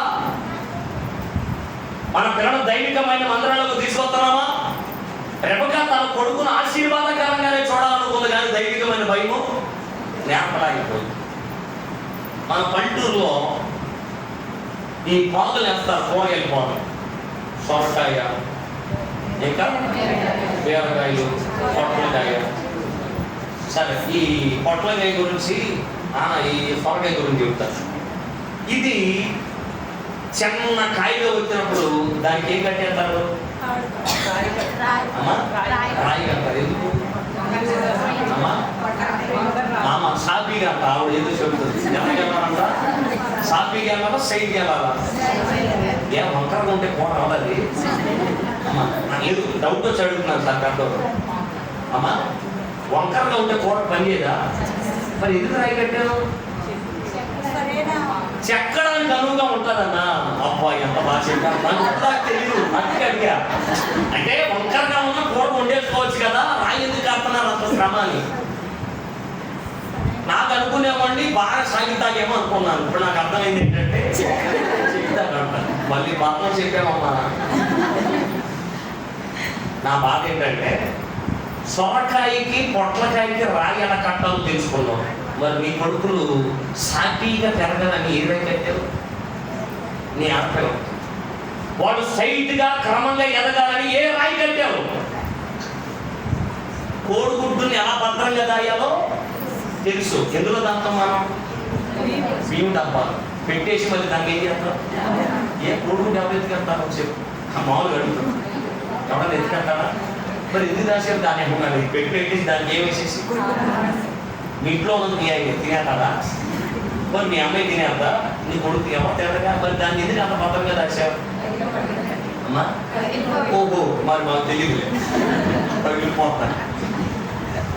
నేను అనేది ఏంటంటే కోడిగుడ్డుని ఎలా దాయాలో తెలుసుకున్నాను, మొక్కల్ని ఎలా పెంచుకోవాలో తెలుసుకున్నాను. చెట్టుకి కాసిన కాయ వంకరగా వెళ్ళకుండా స్ట్రైట్గా ఎదగాల అంటే రాయి. కానీ మన పిల్లలకి ఏ రాయి కట్టాలి ఇప్పటికి, ఎలా దాయాలో మనల్ని ఏమంటారంటే ఆడు మొగడు 12 అయినా పర్వాలా. అదే ఆడపిల్ల అయితే 6 తర్వాత గడప. వీడు మరి శోభం బాబు కదా, ఊరంతా బాగుంటాయి. ఆడపిల్ల మరి ఎందుకో నాకు అర్థం. ఇప్పుడు మగపిల్లడైనా జీవితం కాదంటారా? జీవితమేగా. ఆడపిల్లని ఎంత జాగ్రత్తగా కాపాడతామో మగపిల్లడి జీవితం కూడా ఏం చేయాలి. కానీ మనమే ఆడపిల్లనేమో అగ్గిపెట్టులో, మగపిల్లడేమో ఇదిలో. అది 12ంటికి వచ్చి అడగం మనం. ఎందుకంటే అక్కడ పొద్దున ఎక్కడ పోతాడని బయట కదా. ఎంత వ్యత్యాసం ఎదుగు వస్తుంది. అది కరెక్ట్ అంటారా? దేవుడికి స్తోత్రం. మనం చాలా తప్పుడు పనులే చేస్తాం మన పిల్లల విషయాలు. మన పిల్లల గుట్టు మనమే ప్రపంచానికి చెప్తాం, అవునా కదా? మన పిల్లల జీవితాలు ఏం చేయాలి? దాయాలి. రెబెక్క కొడుకును బజారుకు వదిలేసింది, కానీ కొడుకును ఏం చేయాలి? కాపాడుకోవాల్సిన ఆమె. నేను ఇలా ఆశపడుతుంటాను, మా పిల్ల మెచ్యూర్ అయిందని ఊళ్ళో మగవాళ్ళందరూ తెలిసేలాగా చేస్తాం. అదే మారు మనసు పొందిందని ఎవడైనా బ్యానర్ కట్టాడా? మరి ఇలాంటివి నేర్పాల్సినవి ఇవే మనం నేర్పాల్సినవి. ఏది చెయ్యాలా ఇది చెయ్యట్లా, ఏది చేయకూడదు మన అంతే యజమాత్వం. ఏది దాయాలో దాయం, ఏది బయట ఎట్టాలో అదే లోపల దాతాం. బిడ్డల్ని బజార్లో పెట్టకూడదు ఆడపిల్లల్ని. తెలుసా విషయం? సొలొమోను ఇలా అన్నాడు, మాకు ఒక చిన్న చెల్లెలు కలదు, కానీ ఇక ఆమెకు వయసు తనకు తానే రాశాడు, ప్రపంచానికి తెలియని వల్ల. మన పిల్లలు ప్రపంచానికి అంతా తెలిసేలాగా బ్యానర్లు కూడా వేస్తామా? ఇంటింటికి రాదని అడుగుతాం. తప్పది. మన పిల్లల యొక్క ఆడతనాన్ని ప్రపంచానికి చెప్పాల్సిన అవసరం లేదు. దాయాలి. ఏది దాయాలో దాన్ని దాయండి, ఏది దాయకూడదు అది. అంతేగాని మన బిడ్డల జీవితాలు తీసుకొచ్చి బజారు పెడితే ఎలా? దీపం ఆగిపోతేనేమో గొల్లు రేడు పాడోడు, చేతిలో జారిపడి గరిటెలు కదా. ఇంట్లో మగోడు ఇప్పుడే లేడు, చేతిలో గరిటెకి జారిపోయింది, పట్టుకెళ్తాను బకెట్ జారిపోయిందేంటి, నాకు బొట్టి ఎక్కడ సిరిపోద్దో, నా గాజు ఎక్కడ పగిలిపోద్దో, నా రంగు చీర ఎగిరిపోయి ఎక్కడ తెలసేయడం వచ్చిందని కంగారేమకి వెంటనే ఫోన్ తీసుకొని ఏమని వెళ్ళారు కదా, ఏమైంది? చేతిలో ఉన్న గరిటి దారి గుడ్డుగా జారిపోతుంది. మరి మీ పిల్లలు బయటికి వెళ్ళినప్పుడు ఈ గరిచి ఆపలేదా? ఏమ్మా ఆలోచించి. దీపం మారిపోతాను భయం ఆపుందా నీకు? చచ్చిపోయాడంటే చాలా ఆ దీపం చెప్పండి ఏమంటాం? మరి అదే పుట్టినరోజు దీపాలు ఆరిపేసి మరి ఉప్పు పూసుకొని పుట్టినరోజు చేసుకోవడం అప్పుడు భయం ఎక్కలేదా? దీపం ఆరిపోతాం ఎవడ ఆర్పుతున్నా నీ దీపాన్ని? మరి అది కరెక్టేనా? నేను చెప్పేది ఆలోచన చేయండి, అది నిజమేనా? అలా చేయొచ్చా చేయకూడదా? చచ్చినోడి దగ్గర దీపం వెలిగిస్తావా? బతుకున్నోడి దగ్గర దీపం ఆరిపోతావా? బుర్రా ఎంత నిజంగా మనకి ఎంత ఘోరం. పాలోడేమో గడపెక్కి ఇంట్లోకి వచ్చిపోయారు. అదే బ్రాంతి షాపుడు ఊరు అవుతున్నా చెక్కలో ఉన్నా పొట్టలో ఉన్నా తాకుంటూ దేక్కుంటూ వెళ్ళిపోయి తాగేసి వస్తాం. చెక్కదా ఎక్కడ ఉన్నా సరే వెళ్తావు, మంచిది మాత్రం నీ మెట్లు ఇక్కడ రావాలి. మానవుడు చేస్తున్న అంతా వంట. చచ్చిపోనుండేమో ముందు అని ఉంటాయి, మేము ఆడ వెనకాల మొత్తం. అదే పెళ్లి తప్పని మీరు వెనకాల ఉన్నారని వీళ్ళకి పెళ్లి ఎదుగుతూ ఉంటారు. ముందు ఉండాల్సింది ఎవరు? పెళ్లి కొడుకు పెళ్లి కూతురు. వెనకాల ఉండాల్సింది ఎవరు? కానీ పెళ్లి కొడుకుని వెనక్కి చేయాలి వెళ్ళిపోతుంటారు. చచ్చిపోయిన శవాలు అంటే భయం అనమాట, ఎందుకంటే అది ముందు వెళ్ళిపోవాలి. చచ్చిపోయిన వెనకాల ఉండాలి నిజానికి, కానీ ఆయన వెనకాల ఎడతాం. బతుకున్నా ఉండి మీ వెనకాల ఎడతాం, చచ్చినండి ఏమో ముందే. ఎంత ఘోరమైన పని చేస్తున్నాం సార్. జీవితం అంతా చేయడం అగత్యాలుగా చేస్తున్నాం. దేవుడిచ్చిన జీవితాన్ని అప్పనంగా తాగడి పెట్టేస్తున్నాం. దేవుడిచ్చిన వాటిని అనుసరించలేకపోతున్నాం. యాకోబు కూడా చేసింది అదే. ఆశీర్వాదాలు లేనోడు యాసావు, ఆశీర్వాదం ఉన్నవాడేమో యాకోబు. వాగ్దానం ఉన్నవాడేమో యాకోబు, వాగ్దానమే లేనోడు. కానీ ఎవరెవరిలో బతుకుతున్నారు? వాగ్దానం లేనోడే వాగ్దానం ఉన్నట్టు బ్రతుకుతున్నాడు. వాగ్దానం ఉన్నవాడేమో ఉన్నవాడు లేనట్టు, లేనోడేమో ఉన్నట్టు. తలగా ఉండాల్సినోడేమో తోకగా ఉన్నవాడేమో తల. నువ్వు ఎలా ఉంటావు ఈరోజు? అందుకు దేవుడు ఎలా అన్నాడు, మీరు యాసావు వంటి భ్రష్టుడైనను వ్యభిచారి అయినను ఉన్నాడేమో ఖచ్చితంగా. ప్రతి ఒక్కడో ఉన్నాడు యాసావు. అందుకే యాకోబు ఆ రాత్రంతా పెరుగులాడింది. ఎందుకో తెలుసా? యాకోబులో యాసావు అనేవాడు పాతుకుపోయాడు. అందుకు దేవుడు ఏం చేశాడంటే యాసావును బయటికి లాగడానికి రాత్రంతా పెరుగులాడాడు. స్తోత్రం కలుగునుగా. హల్లెలూయా. యాకోబు ఆ రాత్రంతా పెరుగులాడి తెల్లవారేసరికి యాకోబులో ఉన్న యాసావుని దేవుడు ఏం చేశాడు? బయటికి తీసేశాడు. అప్పుడు యాకోబు ఇలాగా అన్నాడు, ఇంకెప్పుడు నేను మమ్మీలాగా నేను నీ ఆశీర్వాదమే కావాలి, ఇంకెన్నడూ మనుషుల ఆశీర్వాదాల కోసం నేను పరిగెత్తాను. యాకోబు దేవుడు తా తీర్మానం చేసిన తర్వాత ఇప్పుడు దేవుడు అతను అడుగుతున్నాడు, నీ పేరు నేను. ఎంతకు ముందు అడిగాడు 20 సంవత్సరాల క్రితం అన్నాను. అప్పుడేమి చెప్పాడు? యాకోబు. ఎందుకంటే యాకోబులు ఎవరు ఉండిపోయారు, ఇప్పుడు యాకోబులు ఎవరు లేరు. అందుకే ఈ దేవుడు అడగని ఏమి చెప్పాడు అంటే ఇప్పుడు యాకోబులో ఉన్న యాసావు బయటకు వచ్చేసాడు. యాకోబు చెప్తాడు, ఇప్పుడు నా పేరు దేవుడు ఇక్కడి నుంచి నీ పేరు యాకోబు కాదు, స్తోత్రం కలుగునుగా. దేవుడు ఆశీర్వదించాడు. మనుషుల ఆశీర్వాదాల కన్నా దేవునికి ఆశీర్వాదం చాలా గొప్పది కదా. దేవుడు ఆశీర్వదించాడు.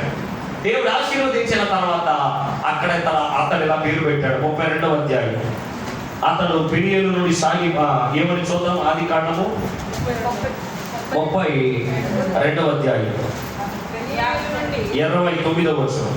అప్పుడు యాకోబు ఈ పేరు దయచేసి తెలుపమనేను, అందుకు ఆయన ఎందుకు వెళ్తూ నా పేరు అడుగుతుందని చెప్పి అక్కడ ఆశీర్వదించాడు. యాకోబు అన్నాడు, నేను ముఖాముఖిగా దేవుడు చూసితిని, అయినను నా ప్రాణము నాకు దగ్గరదని చెప్పి ఎవరు పేరు పెట్టాడు? పెనియేలు అని పేరు పెట్టాడు. అతను పెనియేలు నుండి సాగిపోయినప్పుడు చెప్పడు ఏమైంది? మరి 20 ఏళ్ళ కిందట పోయింది. ఇప్పుడు ఏమైంది అంటే ఇప్పుడు యాకోబులో చీకటి లేదు, సూర్యుడు వెళ్ళిపోయాడు, ఇప్పుడు వచ్చేసాడు. ఆ సూర్యుడి పేరేంటి? నీతి సూర్యుడు మరలా యాకోబులో ఉదయించడం ప్రారంభించాడు. హల్లెలూయా. సమాధానము దేవునితో యాకోబు ఎప్పుడైతే పడ్డాడు అప్పుడే చీకటి పటాపంచులుగా చల్లాచెదురు చేయబడింది.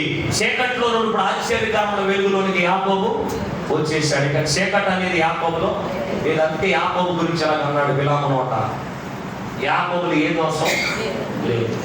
యాకోబులో ఒక నక్షత్రము కూడా ప్రొద్దుకుపోయిన అనుభవంలో ఉన్న యాకోబు ఏకంగా నక్షత్రాలే ఉదయించి తేజోవంతుడిగా మారడానికి గల కారణం ఏంటంటే అతడు దేవునితో సఖ్యపడ్డాడు. ఆమె దేవుని పాసిన లోకములో సాగు ఏకాపురముండే కదా, దేవుని లోకములో సాగు ఏకాపురముండే కదా, దేవునితో సఖ్యమును జగతికి ఈవు నిలితివి కదా, సిల్వదరా పాపహరా శాంతి కదా, హే ప్రభు యేసు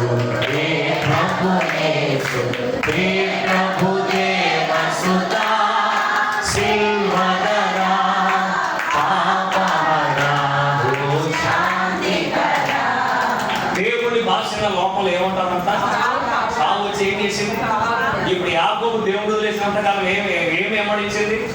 మరణమే. 20 సంవత్సరాలు, ఒకటే కాదు, 2 కాదు, 80 సంవత్సరాలు మరణం చేత వేధించబడి చివరికి మరణములు విరిచినా దేవుని అందుకు వచ్చాడు. అంతే సమస్య. దేవుడు ఏం చేశాడు?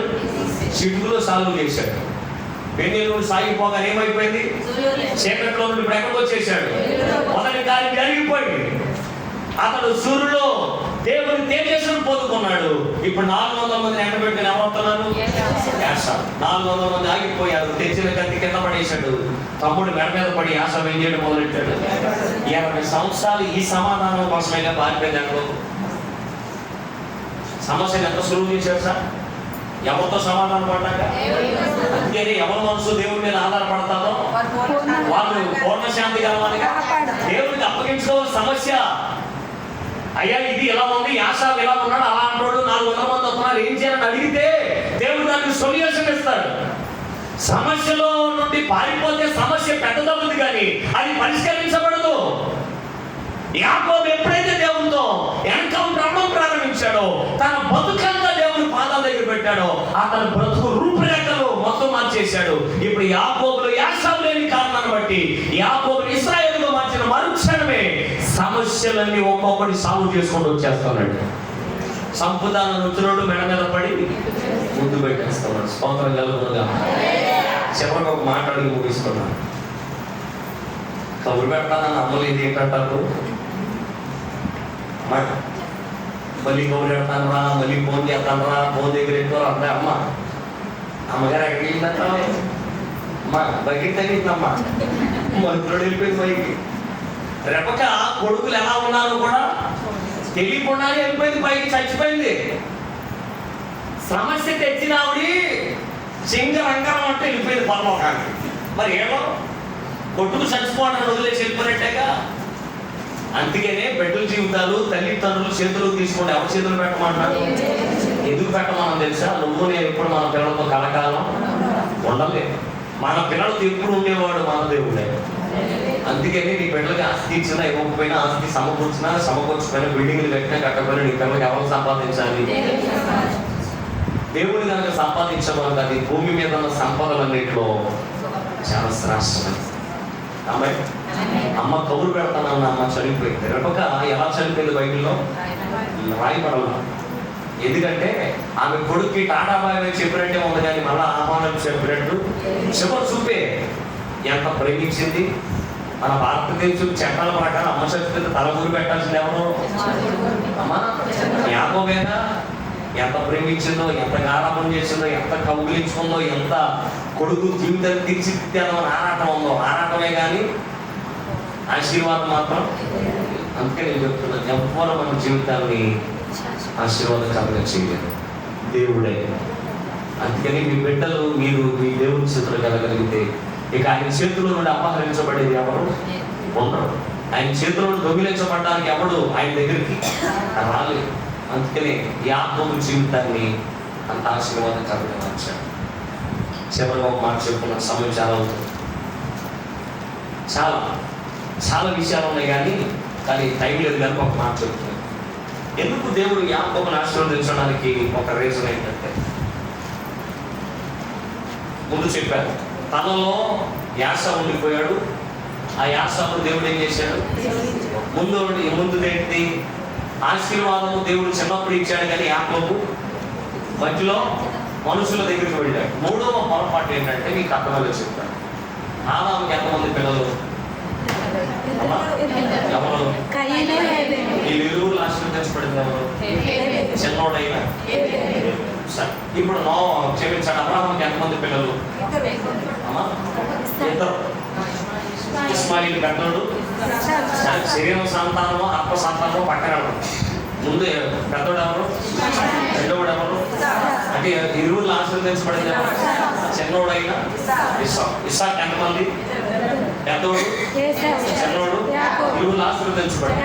చిన్నోడైనా యాకోబే కదా. ఇప్పుడు యాకోబు కూడా 12 మంది పిల్లలు. పెద్దోడు ఎవరు? రూబేన్. చిన్నోడు ఎవరు? బెన్యామీన్. సరే, యోసేపు ఉన్నాడు కదా. ఈ ఊళ్ళో ఆశీర్వదించబడింది ఎవరు? యోసేపు. అంటే చిన్నోడైనా యోసేపు. యోసేపు కూడా 2 పిల్లలు. ఎవరు? మనస్సే, ఎఫ్రాయిం. ఈ ఊళ్ళో దీవించబడింది ఎవరు? ఎఫ్రాయిం.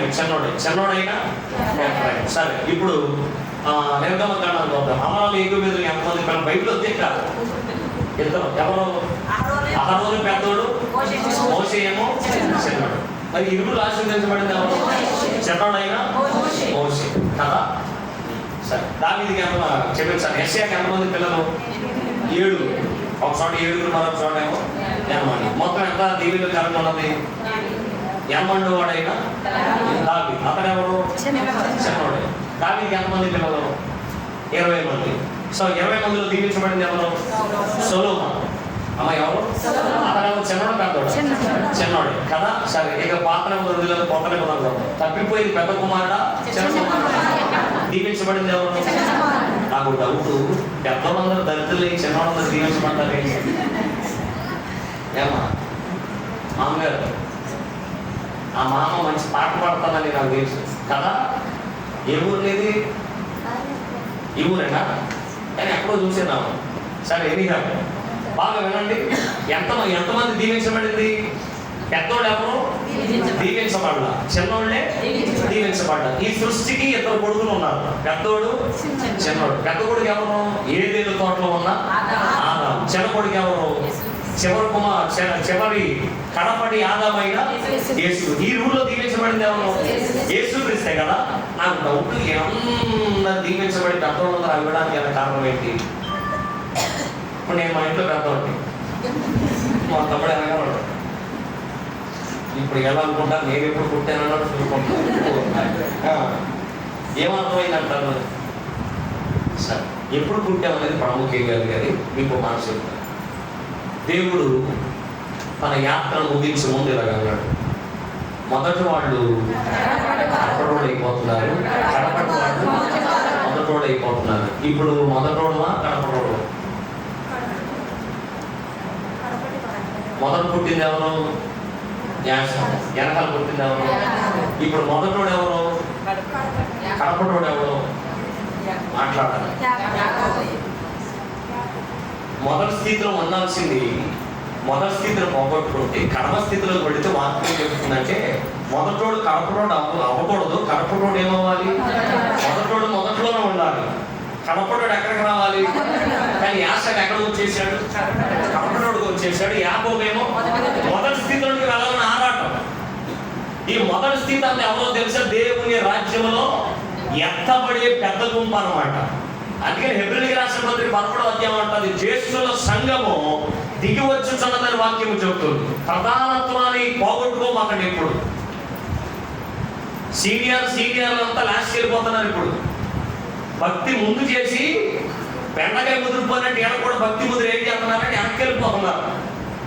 నానా భక్తి ఎంత సీనియారిటీ ఉన్నా సరే సిన్సియారిటీని ఎప్పుడు పోగొట్టుకోమాకు. నువ్వు ఎంత పెద్ద తలకాయమైనా సరే తలకాయలాగే ఉండాలి. బాగా చేసే చివరేసాలు చేయకూడదు. నువ్వు ప్రధానత్వాన్ని నిలుపుకున్నప్పుడు దాన్ని కాపాడుకో. నువ్వు మొదటిగా ఉన్నప్పుడు కర్మ స్థితిలోనికి రాకూడదు. కర్మ స్థితిలో ఉంటే దేవుని యొక్క వాక్యము బైబిల్ ముగించబడేటప్పుడు ఎలా చెప్పింది, నువ్వు ఏ స్థితిలో నుండి పడిపోతావో ఆ మొదటి స్థితిని జ్ఞాపకం చేసుకోమను. నువ్వు మొదటి స్థితిలోనికి రావాలి. యాకోబు వెనకాల పుట్టినా సరే తాను ఎక్కడికి రావాలనుకున్నాడు? మొదటి స్థితిలోనికి. కర్మస్థితి వారంతా కర్మలోనే ఉండిపోతారు. కర్మస్థితి అంటే ఎక్కడ? ఆరని ఎక్కిని సావని పురుగు, అక్కడ ఏడుపును పళ్ళు కొనుక్కుంటే తప్ప మరేమి ఉండదని వాక్యం చెప్తుంది. కర్మస్థితిలో ఉన్న వాళ్ళంతా అక్కడికి వెళ్ళిపోతారు. మరి మొదట ఉన్న వాళ్ళేమో దేవుని రాజ్యాన్ని సంపాదించుకుంటారు. మరి ఎక్కడికి వెళ్తావు నువ్వు? అమ్మా, మొదటి స్థితిలోకి వస్తే యాకోబులాగా దేవుని రాజ్యాన్ని సంపాదించుకోవడం. ఎంత మొదట పుట్టిన యాసావు అయినా సరే వెళ్ళిపోయి వెనకాల ఉన్నాం అనుకో, నీ కోసం ఏముంది? ఆరని అగ్ని. విడిచిపెట్టాల్సింది ఏంటి? అగ్ని. చేరుకోవాల్సింది ఏంటి? దేవుని. ఏది మనకు ప్రాముఖ్యం? దేవుని రాజ్యమే. నరకాన్ని తప్పించుకొని దేవుని రాజ్యాన్ని దయచేసి మనం అందరము కొనసాగించబడి మన విశ్వాసయాత్ర ముందుకు కొనసాగించబడదుగా. హల్లెలూయా. యాకోబు చీకట్లో నుండి ఆశ్చర్యకరమైన వెలుగులోనికి ఈ రాత్రి నువ్వు కూడా రావాలన్నదే దేవుని యొక్క చిత్తం. నా జీవితంలో కూడా 23 సంవత్సరాలు మరణ సంబంధమైన పరిస్థితులు మనం వేధించబడ్డాను. ఈసారి ఎప్పుడైనా వచ్చినప్పుడు నా సాక్ష్యాన్ని పూర్తిగా పంచుకుంటాను. యవన ప్రాయంలో దేవుని చిత్తాన్ని విస్మరించి చివరికి లోకము, దాని ఆశ, దాని స్నేహము, ప్రేమలంటూ దోమలంటూ నా జీవితాన్ని పాడు చేసుకునేవాళ్ళు. చివరికి యవన ప్రాయంలో బరి తెగించగలగన్నాను. బ్రతకడానికి వెతుకులు పెట్టలేనప్పుడు నాకు ఈ బైబిల్లో విశ్లేషణ ఓర్పుకుంది. నా తల్లిదండ్రులు మంచి సేవకులు, సేవ చేయడం నాకు వల్ల వద్దు, చేసుకుని సేవ చేసుకుని సావండి ఏడిపించిన తప్పిపోయిన కుమారులు అంటాడు. చివరికి నా జీవితం మరణానికే వెళ్ళిపోయింది. 2017 డిసెంబర్ 18వ తారీఖు నా గదిలో నేను పండుకొని ఉన్నప్పుడు మరణం నాతో ఇలా మాట్లాడింది. ఇక 2016 చూడలేము. ఎందుకు చూడనో అర్థం కాదు. 16 సంవత్సరం 12 రోజులే ఉంది. ఈ 12 రోజులు ఎవరు చంపేస్తాను, ఎక్కడో ఎవరు చేతులు చావడం కాదు, నేను చావడం పెట్టాలని కరెంట్లో వెయ్యి కొడుకు రోడ్లు పెట్టుకొని స్విచ్ చేసుకొని చావడానికి సిద్ధపడిన మనిషి. 1 కాదు 2 కాదు ప్రయత్నాలు. ఫ్యాన్ గుర్రేసుకున్నామని పాయిజన్ కూడా తాగేసిన పరిస్థితులు. బండి చాలా వేగంగా డ్రైవ్ చేసి లాగి మీద పెట్టేసాను. నెమ్మది లేక మెంటల్గా డిసప్పాయింట్ అయిపోయి నా పరిస్థితులు అలాగే అయిపోయాయి. జీవితంలో నెమ్మది లేదు. చివరికి డిసెంబర్ 23వ తారీఖు చచ్చిపోదామని ఏలుగుపడు తెలిపించి మీ అందరూ తెలిసే ఉండవచ్చు. ఆ ఏలుగుపడు పిచ్చి దూకి చచ్చిపోదామని వెళ్ళిపోయిన వ్యక్తి నేను అర్థరాత్రి ఆ పిచ్చి మీదకి వెళ్ళి దూకి చచ్చిపోవడానికి సిద్ధపడినప్పుడు దేవుని స్వరాన్ని నేరుగా విన్నాను. నేను నీ తండ్రి అయిన మోసే దేవుడిని, యాకోబు బయర్షెబా నుండి హారాను పారిపోతున్న దేవుడు ప్రత్యక్షం ఏం మాట్లాడారో ప్రభు కూడా నాతో అదే మాట్లాడిన మాట. నీ తండ్రి అయిన మోసే దేవుడిని. మా నాన్నగారి పేరు మోసే గారు, మా అమ్మగారి పేరు లూది. మా అమ్మ నాన్న క్రిస్మస్ ముగించుకుని ఇంటికి వస్తే మా అమ్మతో మా నాన్నగారు చెప్పాడు, మీ కొడుకు చావడానికి వెళ్ళాడు, లేచి ప్రార్థన చేయమని గద్దించు. కానీ గుండెలు బాదుకుంటే మా అమ్మ దేవుడు మాట్లాడికి వెళ్ళి, ప్రభా నా కొడుకు చావకూడదు. ఏ చేతితో బైబిల్ ఇస్తాడు అదే చేత నా కొడుకు బైబిల్ పట్టుకోవాలి. ఏ నోటితో సేవ చేయను అంటాడు, అదే నోటితో నా కొడుకు చేసిన దోషాలన్నీ మా నెత్తి పెట్టి నొప్పుకున్నామని మా అమ్మ నాన్న ఈడ్చుకుంటూ చేసిన ప్రార్థన విన్న దేవుడు ఆ రాత్రి నా చావులో దేవుడు నన్ను బయటికి పడేశాడు. ఆ రాత్రి మాట్లాడాడు, నీకు అక్కర్లేని జీవితం నాకు కావాలి, నీకు ఎందుకు ఉపయోగపడుతున్న లైఫ్ నా చేతులు పెట్టగలిగితే నేను మహిమ గల పాత్రగా వాడుకుంటాను. నా పతనాలు, నా పాపాలు, నా అవిధేయత, నా తిరుగుబాట్లు నాకు అర్థమయ్యే నేరుగా దేవుని పాత్రలు ఇవ్వడం నీకు ఎప్పుడే నిలబడుతున్నాయ్యా. నా భక్తి అవిధేయతను విడిచిపెడుతున్నాను, నీ చిత్తానికి నేను లోబడతాను. నేను చెప్పాను, నా కాడి మోసి నా చిత్తానికి లోబడితే నీ నోట పాటలు ఉంచుతాను, నీ నోట మాటలు ఉంచుతాను. నీ పాట ద్వారా నీకు బ్రతుకుతారు, నీ మాట ద్వారా నీకు బలపరచబడతారు. ఆ మాటలకి నా జీవితంలో ఉన్నటువంటి మరణ బంధకాలన్నింటి నుండి దేవుడు సంఖ్యలు తెచ్చాడు. బ్రతకడానికి ఆశ కలిగింది. నేను నేర్చుకున్న దేవుని మందిరానికి వచ్చి ఆ రోజు ప్రభుత్వం సమాధాన పడి నా ప్రతి పాపను ఒప్పుకొని ఆయన చేతులు నా జీవితాన్ని పెట్టాను. ఎప్పుడైతే పెట్టానో అప్పుడు ఏడ్చుకున్న ప్రభుత్వం చెప్పిన మాట, ఊపిరాగేంత వరకు నీతోనే జీవిస్తాను. ఏ దారిలో నడిపిన ఎదురు ప్రశ్న నేను వేయకుండా నీ వెనకాల నేను నడుచుకుంటాను. నేను వీటిలోని ప్రపంచం నాకు ఇంకెవడో. ఆ రోజు ఏడ్చుకున్న రాసిన పాట అది. రాజా నా చావులో నుండి దేవుడు నన్ను బ్రతికించిన క్షణం, కోల్పోయినవని నాకు ఇవ్వడానికి, బాధల్లో నన్ను బ్రతికించడానికి నువ్వే రాకపోతే నేనేమైపోతాను. ప్రతిసారి అదే గుర్తొస్తుంది. ఆ రాత్రే దేవుడు నా దగ్గర రాకపోతే, 400 మందిని వెంట పెట్టుకుని యాస వచ్చినప్పుడు దేవుడు ఆ రోజు అడ్డుపడకపోతే, మరణము చేత పాపాల చేత చావడానికి సిద్ధపడిన మనల్ని దేవుడు మనల్ని తప్పించడానికి తిరిగి రాకపోతే మనం ఏమై ఉండాలో ఒకసారి ఆలోచన చేసుకోండి. నాకు ఇదే గుర్తొచ్చి బాధ వచ్చి ఏడ్చాను దేవుడు మందిరంలో. ప్రభా నువ్వే కనుక ఆ రాత్రి నన్ను పరామర్శించడానికి తిరిగి రాకపోతే నేను ఇలా ఉండేవాడిని.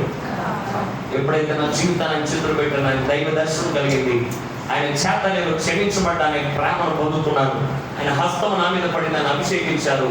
దెబ్బకి దశ దెబ్బ మారిపోయింది. హల్లెలూయా. యాకోబులోని యాసావు బయటకు వచ్చినట్టు నాలో ఉన్నటువంటి ప్రతి చీకటి బయటకు వచ్చింది. ఎప్పుడైతే వెలుగు సంబంధిగా మార్చబడ్డాను, నా పతనాల నుండి ఫలభరితమైన పరిస్థితులకు వచ్చాను. ఇలా చూపించిన చేతులను దేవుడు ఇలాగా మార్చేశాడు. అవమానాలకి, ఆవేదనకు గురి కాబడిన నన్ను దేవుడు తీసుకొచ్చి అందరూ ఎక్కించి ఆశీర్వదించాడు. ఈ పాట పాడని వ్యక్తులు లేకుండా, సంఘాలు లేకుండా చేసి అంత గొప్పగా ఆశీర్వదించుకొని వచ్చాడు. చిన్న మారుమూల మీలాంటి ఊరు, మారు చిన్న పల్లెటూరు, తిప్పి కొడితే 700-800 గడపడం. కానీ అలాంటి మా ఊర్లో నుండి దేవుడు తీసుకొచ్చి ప్రపంచం మధ్యలో పడేశాడు. ఎంత ఆశీర్వాదకరం.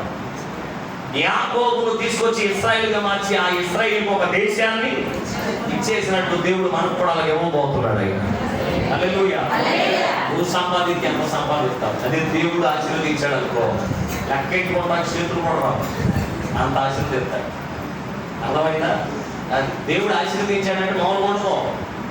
నువ్వు ఎంతకాలం శ్రమ పడితే ఎంతకాలం నిలవబడుతుంది. యెహోవా పట్టణాన్ని కాపాడని ఎడల అంతే.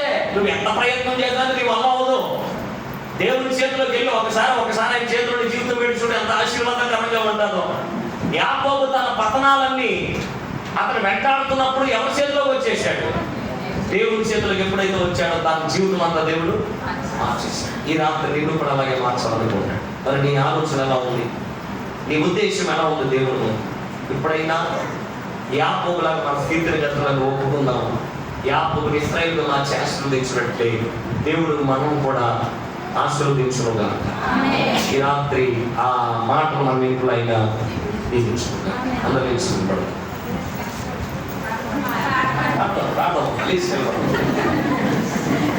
అదే అకౌంట్స్గా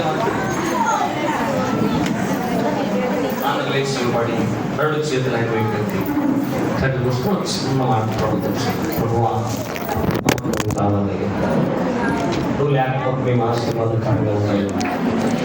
నువ్వే కనుక మమ్మల్ని వదిలేస్తే యాషావు యాకోబును తగినట్లు మమ్మల్ని కూడా సమస్యలు తగ్గుతాయి. మేము నీ నుండి కాపాడబడాలి. నీ ప్రయత్నాలన్నీ దేవుడి దగ్గర చేయి, మనుషుల దగ్గర ఆలోచనపోయి. మా తల్లి ఈ బిడ్డల కోసం ఈ రాత్రి ఒక చిన్న ప్రార్థన నువ్వు చేయకూడదు. రెక్కలాగా దయచేసి ప్రయత్నాలు చేయమని ఈ బిడ్డల జీవితాన్ని దేవుడి చేతులు పెట్టి, నా తల్లిదండ్రులు నా జీవితాన్ని దేవుడి చేతులు ఎప్పుడైతే పెట్టారో నన్ను ఆశీర్వదించాడు దేవుడు. నీ సొంత ప్రయత్నాలు దేవుడి దగ్గరగా, నువ్వు ప్రయత్నం అంతా ప్రార్థన పూర్వకంగా దేవుడి దగ్గర చేయాలి. ప్రభువా, ఇది నా పరిస్థితి, ఇది నేను ఇలా ఉండాలనుకుంటున్నానయ్యా, నాకు నీ కృప కావాలి. ప్రార్థన చేయడం మౌనం ఉండద్దు. కళ్ళు మూయండి, కళ్ళు మూసి రెండు చేతులు అయిపోతాను. అయ్యా, నా జీవితాన్ని మార్చేవాడవు నువ్వే, నా కుటుంబాన్ని కట్టువాడవు నువ్వే. మా బిడ్డలు చీకట్లకు పెడుతున్నానేమో, దయచేసి వెలుగు సంబంధులుగా మార్చబడ్డారు. యాషావు లాంటి వాళ్ళు ఉంటారు సహోదరి. నీ బిడ్డల్ని తప్పుడు త్రోవలో నడిపించగలిగితే యాషావులు ఉంటారు. వాళ్ళు 400 మంది వెంటాడుతుంటారు నీ బిడ్డలు నాశనం చేయడానికి. నీ బిడ్డల వెనకాల ఏ కీడు పడకుండా ఉండాలంటే వారిని దేవుని ఎదురు తీసుకురావాలి. వారిని దేవుని చేతులు పెట్టగలిగితేనే దేవుడు చాలా ఆశీర్వాదకరంగా మారుస్తాడు. ఎవరొస్తుడా? నీ సమస్యల నుండి నువ్వు విడుదల పొందాలంటే సమస్యను పరిష్కరించగలిగిన దేవుని దగ్గరికి రా. నేరుగా ప్రభు పాత్రలు వెంపండి, ప్రభుతో మాట్లాడండి, ప్రభుతో మాట్లాడండి. స్వరాలు వెంపండి, ప్రభుతో మాట్లాడండి. యేసయ్యా, యాకోబు యాషావును కలిగి ఉన్నంతకాలం ఆశీర్వాదాలు లేవు. నేను కూడా యాషావు లాంటి కలిగి ఉన్నానేమో, నాలో యాషావు ఉన్నాడేమో. యాషావు వంటి భ్రష్టుడైన వ్యభిచారం ఉన్నాడేమో, తీసివేసుకుని కృప నాకు కావాలి. నాలో మీరే ఉండాలి. ఎందుకో తెలిసింది, దేహము దేవుని ఆలయం, మరొకడు ఉండడానికి వీలు లేదు. నీ లోపల మరొకడు ఉంటే దేవుడిని ఆశీర్వదించడం సుమి. నువ్వు దేవునికి మహిమకరంగా మార్చబడితేనే నువ్వు మరింత దీవెనకరంగా మార్చబడడానికి అవకాశం ఉండదు. ప్రార్థన చేయండి. హల్లెలూయా. యేసయ్యా, ఊపిరాగే వరకు నీతోనే జీవిస్తా. ఏ దారిలో నడిపినా నీ వెంటే నడిచొస్తా. ఈ ఊపిరాగే వరకు నీతోనే జీవిస్తా.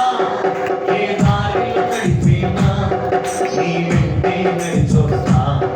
విశ్వానికి కర్త నీవే నా గమ్యము, నీ మాటలు నడుచుట.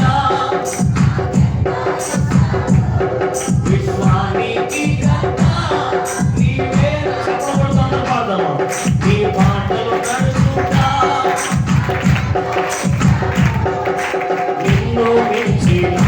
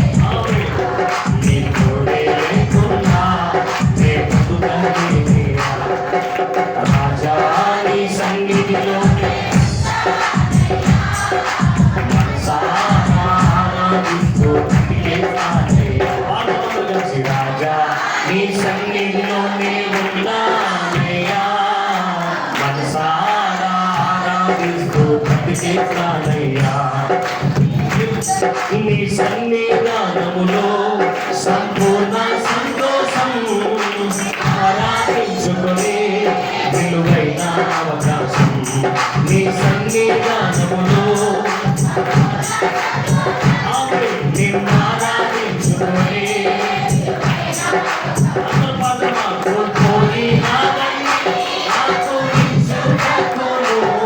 నా పాదాల నుండి ప్రతికించుటకును కొట్టుకున్నావని